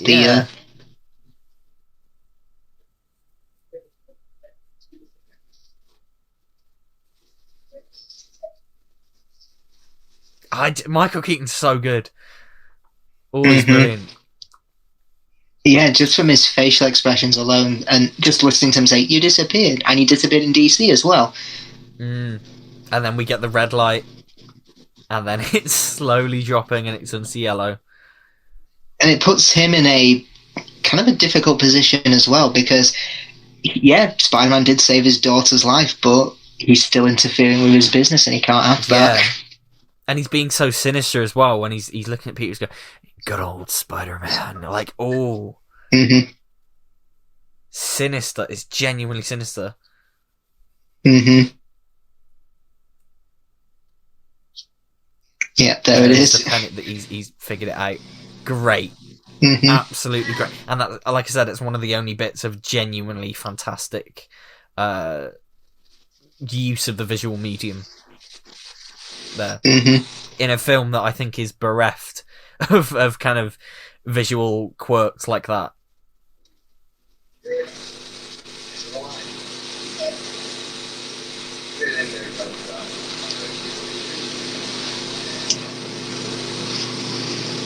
And when he says, "Oh, I'm going to give Peter the dad talk," you know, both the audience and Peter, we're both like, what is going to happen here? Yeah, you think, is he going to kill him? Yeah, and he pulls out the gun. Oh, he's got a gun as well. What he should have asked him is, you ever been in a cockpit before? No, sir. You ever seen a grown man naked? No, sir.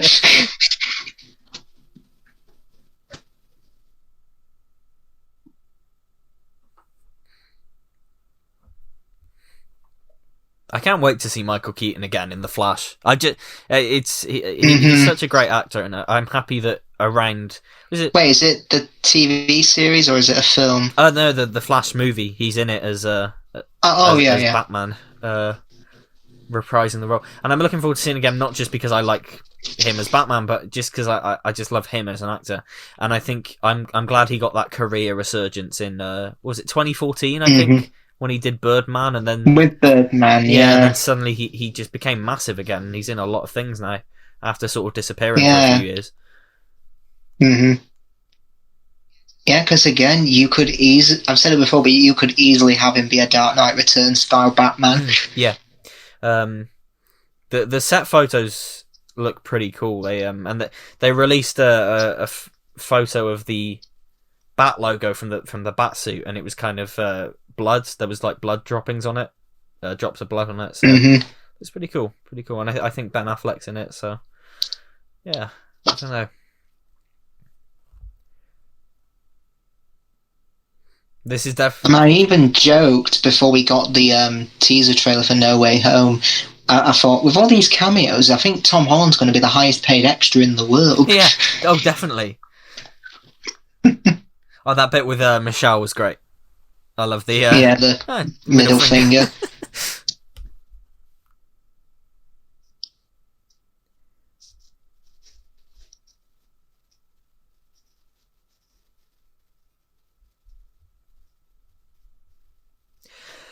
And how brilliant this is! Again, so Spider-Man, he walks in there knowing that he just cannot. In his good conscience, he cannot just stay and have fun and be a teenager. Yeah, he needs to go. I think Mr. TARDIS said said here it would have been great if he just locked himself in the classroom and took a moment to adjust and a moment to maybe, just to say, what do I do? Or and think back to what his uncle taught him. Again, another opportunity to reference Uncle Ben, but they don't do it. It's great he's using his homemade suit. It's definitely. Classic Spider-Man working with what he has. Yeah. Yeah, honestly, if he kept that super far from home in the subsequent sequels, I would have been fine with it. I mean, but even if, like, I don't know, he took ideas from Stark Tech and thought, you know what, I'll make my own adjustments to it. It would have shown how intelligent Peter is. Basically go the route of what the PS4 game did, where he had, like I said earlier, he has this tech, but it's tech that he's made himself and worked on for years. Because in the PS4 game, is he in his, like, mid-20s or something? He's 23 in the PS4 game. He's 8 years into his career. Let's say he becomes Spider-Man age of 15. Yeah, it would have made sense that he's developed all that tech. Yeah, and that's what I like about that game. It's why I've had conversations with people before. It's like, well, why don't you like the tech in Homecoming and Far From Home, but you like it in the PS4 game? I'm like, well, because in the PS4 game, it's 8 years into his career and he's built all that stuff himself, and it doesn't come out of nowhere. And he's earned it, and Oh shit! There's another Branzino reference. That's the second time in a Spider-Man film that we've had Branzino. But yeah.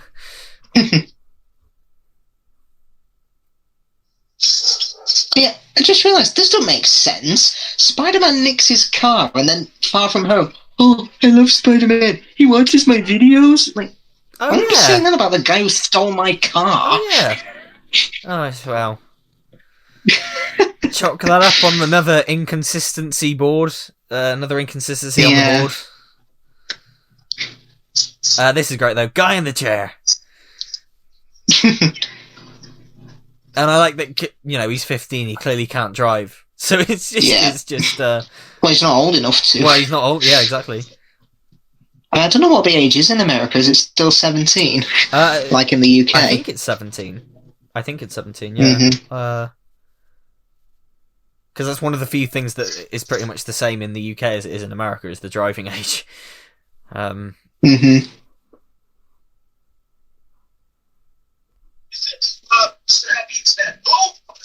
I like this as well. You gotta be shitting me, and he just hangs up. Like, he's even got his friends talking to me.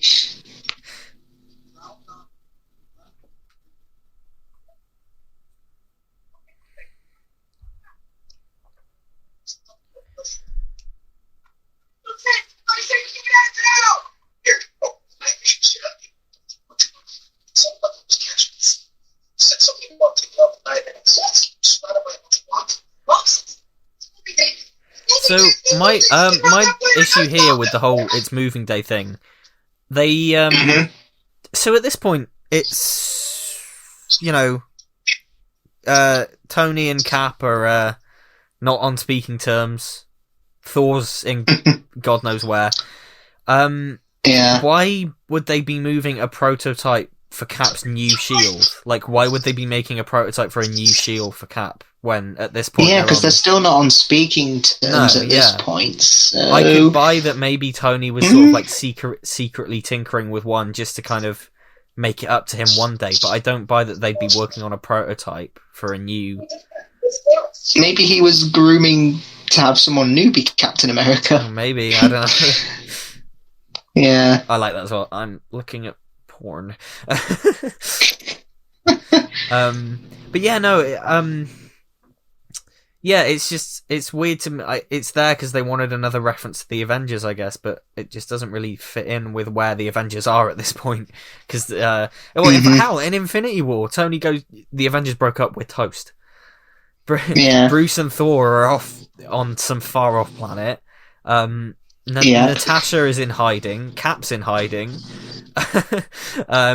Well, the Black Widow film's happening at this point, isn't it? Around this time, yeah. So it's weird to me that they're putting so much emphasis on the Avengers are doing all this, the Avengers are this, let's do the Avengers, we're moving the Avengers stuff. It's like the Avengers shouldn't exist.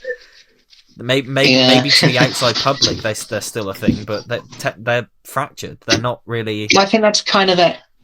I do think it's kind of explained earlier in the film, because I think Happy says, oh, did you hear Tony Stark's selling off Avengers Tower for a better purpose? So, oh, okay. Yeah, it's almost as if he's demilitarizing the Avengers and using them for a better purpose, because obviously the Sokovia Accords are still in place, and superheroes can only come out if the government wants them to, or something like that. I love how he doesn't flinch when he just webs him. He's like, yeah, you can do that, but I've still got the upper hand here. Yeah. Yeah, okay, this bit. This is the moment where I kind of realise that, I'm just not going to be a fan of this version, because it's like, well, look, how do you think Stark paid for his little tower and all his little toys? What do you think he did? How many people do you think he screwed over? And instead of a moment of realisation there from Peter, he goes, why are you telling me this? And it's like, okay, that's the moment I realised that the most working class superhero has become this, and I don't like it. Yeah, it's just one line. If there was like a look of regret and being like, and that could have been the moment that caught him off guard here. It's just like thinking, oh wow, I've supported someone who's no better than the guy I'm trying to stop. Mm-hmm. Yeah. Then cut to him just using the glider to basically bury him. Because as it is, it just feels like that this character who has kind of over the years become a voice for the working class and all that, it just feels like they've taken that character that was created as a poor superhero and just made him a billionaire's lackey, which I find kind of gross. In a way, I just find that kind of, I don't know. Yeah. And it's that moment that I think the wheels fall off for it for me. But yeah, I love him explaining his own motivation, just like, they don't care about us. I paid. How do you think they paid for all their stuff? It's no better than me. Yeah. Why can't I have a slice of that or something like that? Yeah. And him being buried under all the rubble, it just kind of reminds me of how brutal the fight was between him and Green Goblin in the first Spider-Man film. And this is a direct homage to Amazing Spider-Man number 33. Where's that? Oh, okay. Or 39. 33, 39? One of the two. Either way, it's quite a famous cover where he's trapped underneath a load of rubble and there's water coming in and he's effectively drowning because he can't move the rubble. He's stuck under the rubble. And the scene is basically this, where he's got to find the strength to break out of there. And Spectacular Spider-Man did it. In that show, they did the same scene as well, and it works so well. And Tom Holland's brilliant. He's screaming. It's like, this is a kid. It's brilliant, brilliant scene. They do it very well. And he probably just feels so humiliated. Like, I'm Spider-Man. I took on Captain America and stole his shield. Yeah. And now I'm stuck under rubble. Great moment there, the half-face Spider-Man that's scene. great. Again, would have liked a little, I don't know, maybe put that line in there in his head from like Civil War, where he's like, the bad things happen, they happen because of you when you don't do it and stuff. Maybe put that line in there, reinforcing that, but I guess that's not the route they're going, fair enough. The rest of the scene, brilliant. Yeah. And, like, yeah, it is a direct homage to that one comic.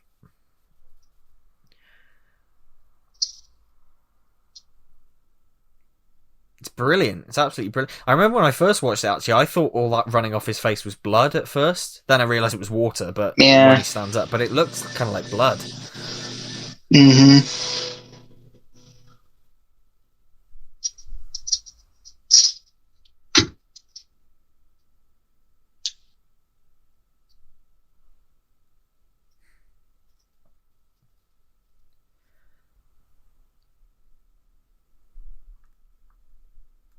Oh, that's a cool shot of the Vulture. He's actually sitting like just a vulture. waiting to scavenge. Very cool, very cool.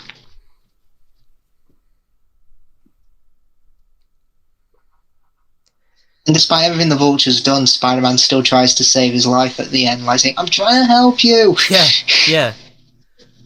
That's definitely something Peter Parker would do, because, even though he's a kid, I don't think he'd recklessly try and kill anyone. Yeah, and I like that. Isn't there a line coming up which is just it's very Spider-Man, where he's like, I'm on a plane fighting my girlfriend's dad, 50 stories in the air or something, and it's just like, that's a very Spider-Man thing to sort of like, oh, what the fuck am I doing? I'm 15 years old. Why am I doing all this? Yeah, it's great. It's like that scene in Age of Ultron. No, the city's flying. None of this makes sense. There's killer robots, and I have a bow and arrow. None of this makes sense. Mm-hmm. Age of Ultron's underrated. Yeah, definite. I know. A lot of people sort of, because of the whole Joss Whedon thing, it's sort of gone down again in people's estimations. But I still think it's a good film. Same here, yeah.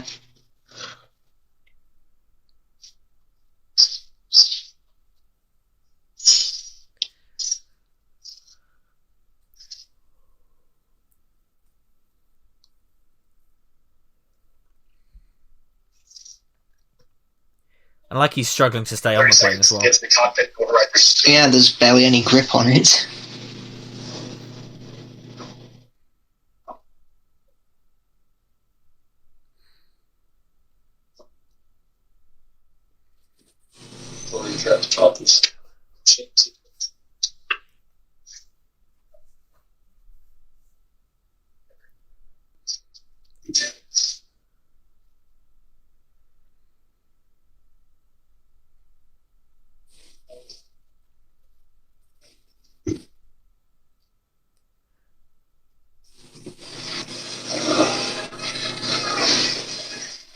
So what I am looking forward to in the No Way Home trailer, probably more than anything else, apart from the multiverse stuff that they released and that was in it and stuff. I'm looking forward to seeing some consequences, because it looks like they're going really hard on like people in Peter's personal life are being massively affected by all this, and yeah, I mean, what if it does lead to a multiverse where Ned is the Hobgoblin? That would be quite cool. Mm-hmm. That would be very cool. His best friend is now a villain. Hasn't that trailer reached, like, it's beaten some kind of record? Because there's so... I think it might have done, I don't know if it's beaten Endgame's record. I think because of all the cast announcements, people are, watching it to see if it's true, and because obviously it's a Marvel film, there's so many Easter eggs in it. For a while, it was could it... who isn't in Far From Home? I do wonder. Yep. No Way Home. I do wonder, could it gross $1 billion? Well, Far From Home didn't it? It was like the first Spider-Man film to gross $1 billion. Possibly. I think if Toby and Andrew are in it, it could... It'll be a success. And I just think, now that people know that Ock is in it for sure, and obviously heard Willem Dafoe laughing in the trailer, which just completely gave me chills. That Hello Peter put a huge smile on my face. It's just like, oh my god, he's back and he's beautiful. And I love that they kept the design of the claws the same. The tentacles look exactly the same as they did, which I'm happy about.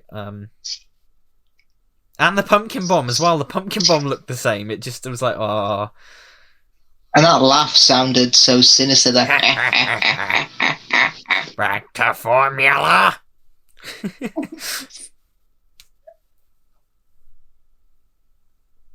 having Spider-Man join the MCU. Okay, ASM2 didn't do the numbers we wanted, so what do? We need to take the whole Spider-Man films back to formula. Back to formula?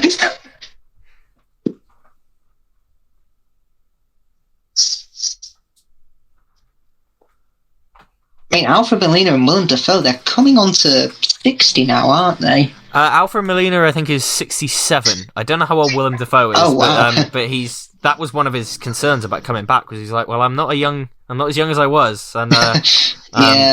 I don't know if I can do this. I'm sure they said to him, we'll de-age you. Yeah. I mean, that's the thing about the MCU. I think they might be the only franchise so far that's done the de-aging, the digital de-aging thing really well. Probably, yeah.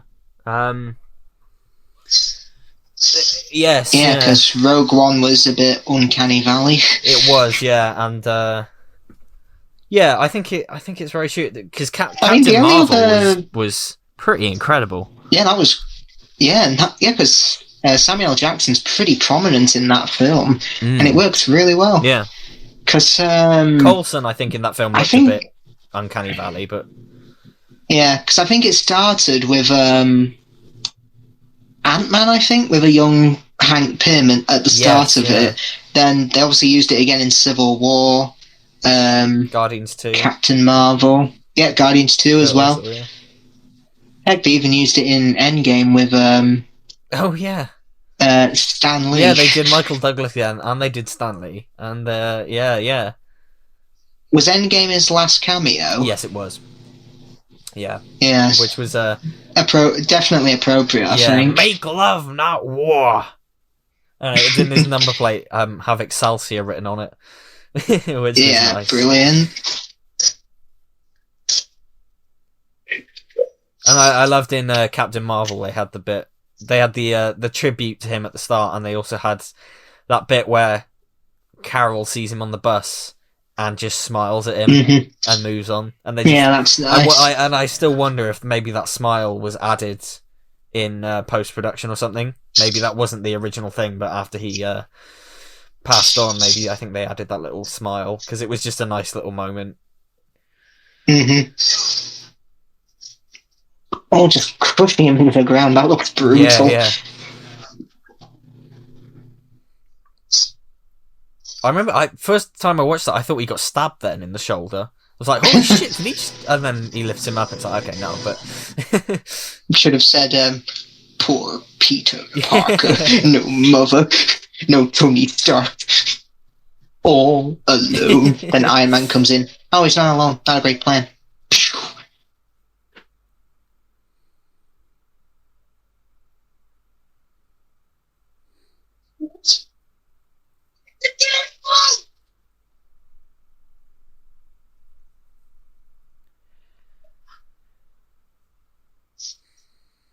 I have to go home. I'm trying to save you.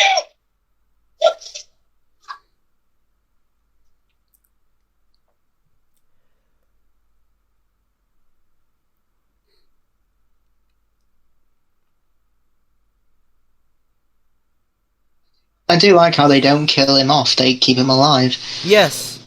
Presumably, fingers crossed for a future film. Well, in the Morbius trailer, he's in his prison outfit, and Morbius sort of passes him by, and he goes, "What's up, Doc?" So I don't know. I hope he comes back in a proper MCU film, because that first post-credit scene is him meeting Scorpion in the prison, isn't it? I think it is, yeah. Oh, we haven't spoken about Michael Giacchino's theme or his score for Spider-Man, have we? I like it. Yeah, I do like his rendition of the Spider-Man theme, but I just find the rest of his score just quite bland. Yeah. I mean, though, to be honest, I think that's pretty typical of a lot of MCU films. Gone are the days of Superman, Batman, Spider-Man, and having all those themes, because, music now has just become background noise. Well, I just think if you look at Spider-Man 3, for example, that had a different composer to the first two, but they still made a direct effort to use the themes from the first two. I think if they did that now and they just got a different composer, and they probably wouldn't even bother to do that. They just create a whole new score.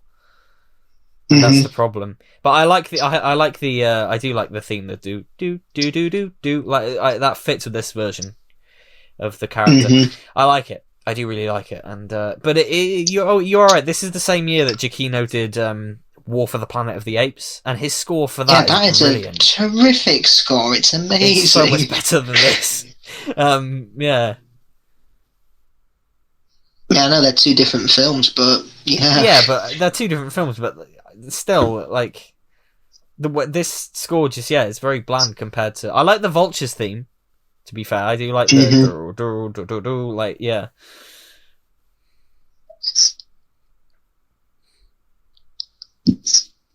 Cool, and I like this too. Consequence. One of the only true consequences for him in this film, I think, is the fact that because of his actions, Liz has to go away. Yeah. And she doesn't forgive him. It's not a happy goodbye, which is good. Which is good, and it's one. Like I said, it's one of the only true consequences I think he ever gets in this series. Hopefully, like I said, No Way Home will break that streak, because I like the look of the consequences in that, but.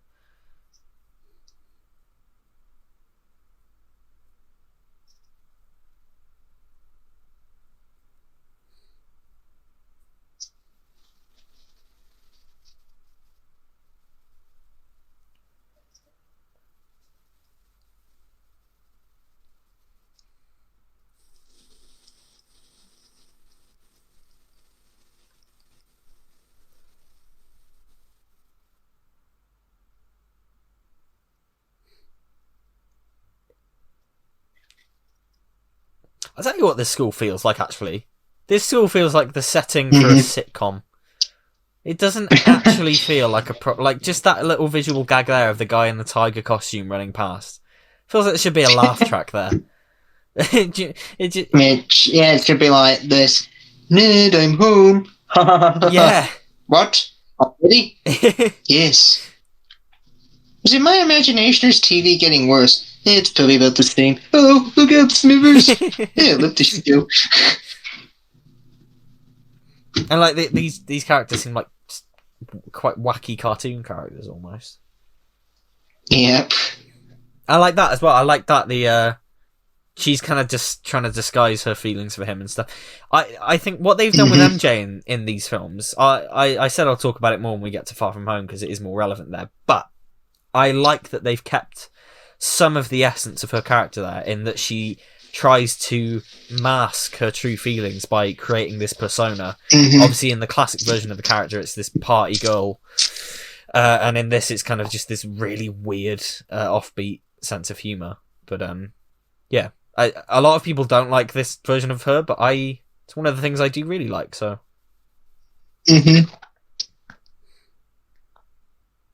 Oh god. What, did the writers of Family Guy sneak in and write that joke? Goes on and on. Oh.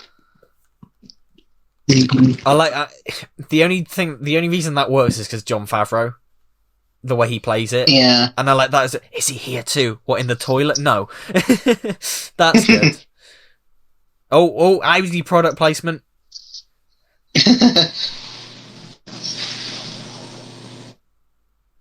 Oh yeah, of course. I forget that part of the Avengers facility was damaged in Civil War. Yeah, it was, by Vision. Yeah. No, by Wanda, yeah. Oh, I like the bit of the Avengers theme in there. That's cool.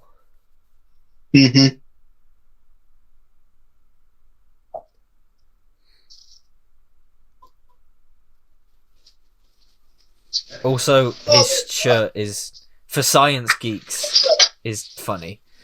I lost an electron. Are you positive? That's nice. I like that.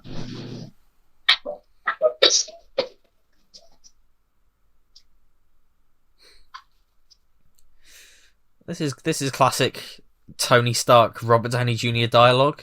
You know, you screwed the pooch, and then you decided to do the right thing, and you raised the human hybrid puppies, and it wouldn't surprise me if that was an improv.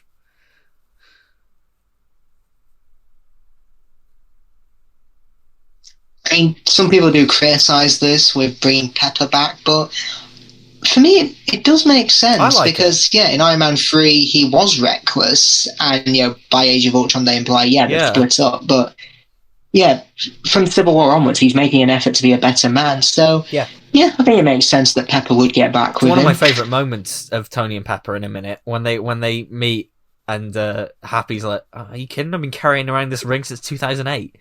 And then they kiss, and it's like, we need time. It's classic Tony and Pepper. Yeah. Have you heard, by the way, Mark Commode's description of why Tony and Pepper work so well in these films? Film critic Mark Commode said the reason that they work is because all of their scenes are so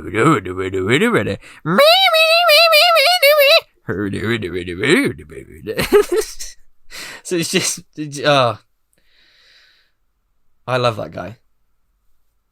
Mark Commode, his favourite film is Pirates of the Caribbean. Sarcasm.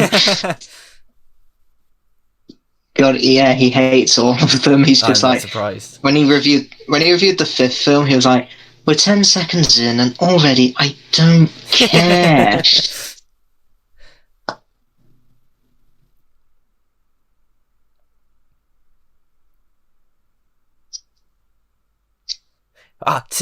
Brilliant. Okay, you turning me down? Last chance, yes or no? No. And that should have been it. That should have been the cut-off. Yeah, it should have. Yeah, just have him make his own suit for this and subsequent films, because again, the Iron Man Jr. criticisms, it kind of comes in, I think, with Far From Home. And it's true. Tony even says it there. He goes kind of Bruce Springsteen-y, working class hero vibe. I like it. And I'm like, yeah, I like it. Can we have that? Can we keep that, please? Yeah. Can you not give him the suit back at the end? And I just remember being really like, oh, when she comes in, because it's like it's been so long since she last appeared in these films, and it was just nice to see her again. As weird as she is, I think so too. As weird as she is in real life, with her. Why? What does she do in real life? I mean, I've probably been living under a rock. She has that weird thing called Goop, where she sells candles made of her vagina or something. Like oh god, The Unusual Suspect made a joke about that in his Iron Man review. Yes, it's right. So, it's probably too late in the day to really go into it, but there's like. She sells certain things based around her vagina, and she just has these weird kind of beliefs about dieting and vegan. She seems like a nice person. She's just odd, eccentric, bit eccentric, and So I just wish he'd come home and that bag wasn't there. He left it in a paper bag. Maybe the Doctor's sonic screwdriver and keys in there. Oh god, and this. What the fuck? Yeah. Okay. Why? Like him Spider-Man revealing himself to Aunt May, it should be like a big tearjerker moment, just like, oh, I suppose I've always known, but it's a big deal. It's a big deal when she finds out. And you know what? Again, I could forgive it if the next film played into her worries about his. You've got your Peter team. I'm gonna throw a banana at you. Let's see if it works. Just. I love this end title sequence. This is full of life. Great bit of animation, and I love the Ramones song as well. Mm-hmm. Even if the bit in a minute where he's like got loads of paintings of Spider-Man, it's a bit like Deadpool. I didn't know Avi Arad was an executive producer. Oh yeah, he always is with Spider-Man, isn't he? I think that's probably why they're doing Spider-Verse live action now, because he saw how profitable that was in the animated film and was just like, oh, I want to do this in live action. It's like the end of Scary Movie 2. I've come back for you. No, this can't be happening. If it is happening, we're going to be together forever. I love that Gwyneth Paltrow got 4th billing above above Zendaya, above Jacob Batalon. Well, she's no offense to those guys, but she is more of a name. That is true. That is true.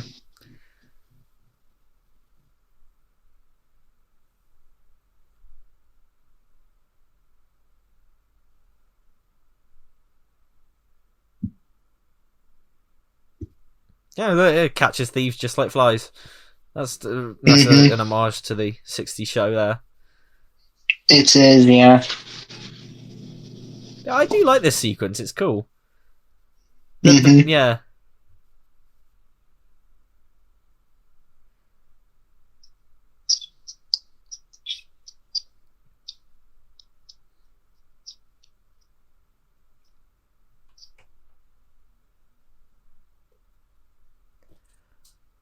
Yeah, this post-credit scene, I think, is setting up... Well, it's setting up something different than I think the route they've gone down. Yeah.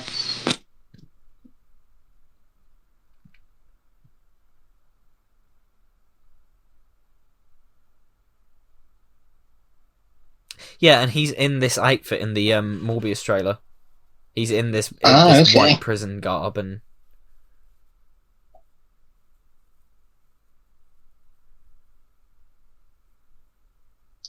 And people have theorised, has the Vulture redeemed himself? Because obviously he doesn't tell him who he knows who Spider-Man is, or is it just a sham? I think he's... That's the thing, is tantalising. I wonder what they're going to do with it, because they haven't followed up on this yet. And it's like the little smile as he walks away. It's like, what's his game? Mm-hmm.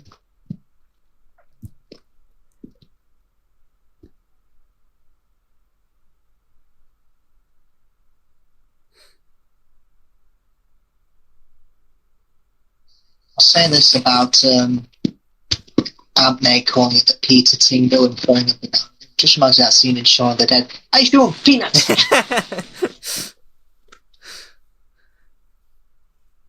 Yeah, that was... I mean, it's not over yet because we've still got one more post-credit scene, but that was... Yeah. That was old Honestly, Spider-Man Homecoming. Yeah, Spider-Man Homecoming, I do have issues with it, but I still really like it. I think it's just below Spidey 1 and 2, probably on par with Amazing Spider-Man. I mean, when it came out, I did rank Far From Home higher than this, but I think when we watch it again, we shall see if that has held up. Because, if I look at a few MCU rankings, quite a few people put this very low at the bottom. Yeah. Well, I'm guilty of that. I know you have done, but I've seen quite a few lists where it is quite low at the bottom. Yeah, well, honestly... When people aren't ragging on For the Dark World to be the worst thing in existence. Yeah, I still don't get the hate for that. It's not great, but it's not... It's popcorn entertainment, but it's not offensively... No, it isn't. And, But yeah, Spider-Man Homecoming for me, it's my opinion on it has gone through the motions over the years. When it came out, I really liked it, and then the years went by and I didn't like it very much, and then Far From Home came out, and I sort of look back on this more fondly now. And honestly, just watching it just then for this commentary is probably the first time in a few years since I've watched it. I was more positive on that than I thought I was going to be. I really thought this commentary tonight was going to be me being really negative on it, but I was honestly a lot more positive on that than I thought I would be. So maybe this is kind of a turning point. Maybe I'll feel the same way about Far From Home. I probably won't, but I think Far From Home will probably be the one where I'm like racking on it. But yeah, I have my issues with it. It's still towards the bottom end of my Spider-Man rankings and my MCU rankings. I think it does a lot right. I just think it does a lot wrong. I think it ends setting up some really interesting stuff that the film's just never... It's just a missed opportunity for me. Just like I said earlier, it's that bit towards the end. Just that should have been the turning point. Yeah, I agree. But it wasn't, unfortunately. But still, I think at the time it was a fun... It's still a fun film. It is still a fun film. I don't know. I definitely enjoyed that more tonight than I have the last couple of times for sure.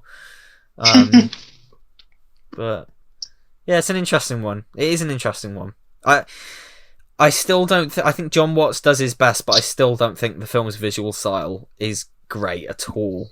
I think by Far From Home he does find his feet a lot definitely more, because he was quite a new director. But because John Watts, Mark Webb, they were quite new directors. But if you want to ask me who had a more of a visual impact, I'd have to go with Mark Webb. Oh, definitely.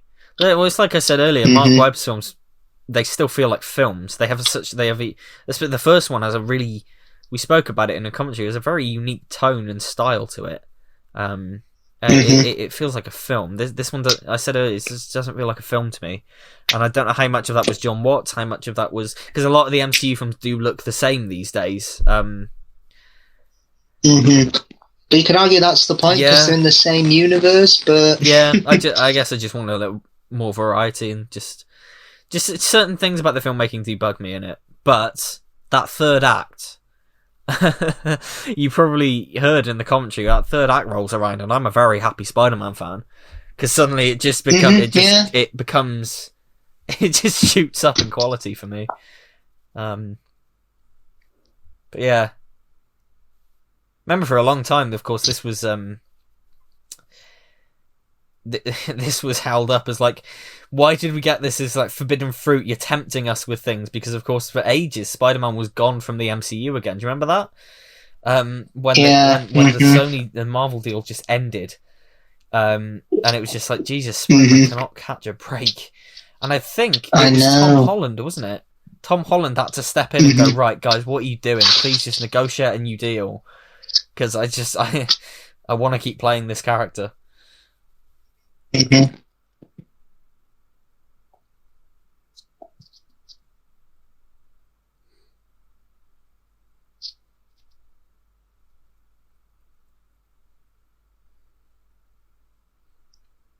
Whenever I'm in an MCU film now, I'm just like, come on, I just want to know what the end credit is.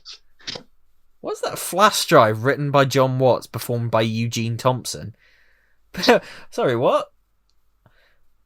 Flash drive performed... So Eugene Thompson is obviously Flash, so I wonder what that was, because I don't remember there being a song. Maybe it's a deleted scene, it's Flash's musical number or something. So it's unsurprising there that special thanks goes to Brian Michael Bendis. They filmed it in... I didn't know they filmed it in Australia. Oh, yeah. It's still weird to me that it's an MCU film that isn't a Disney film. It's just weird to me thinking about it. Because I keep getting caught off guard when I go through Disney Plus and it isn't on there. Because it wouldn't be on there. And here we go. This was brilliant. And fair play to Chris Evans for doing it, because I know he hates that costume, doesn't he? He really didn't like that costume.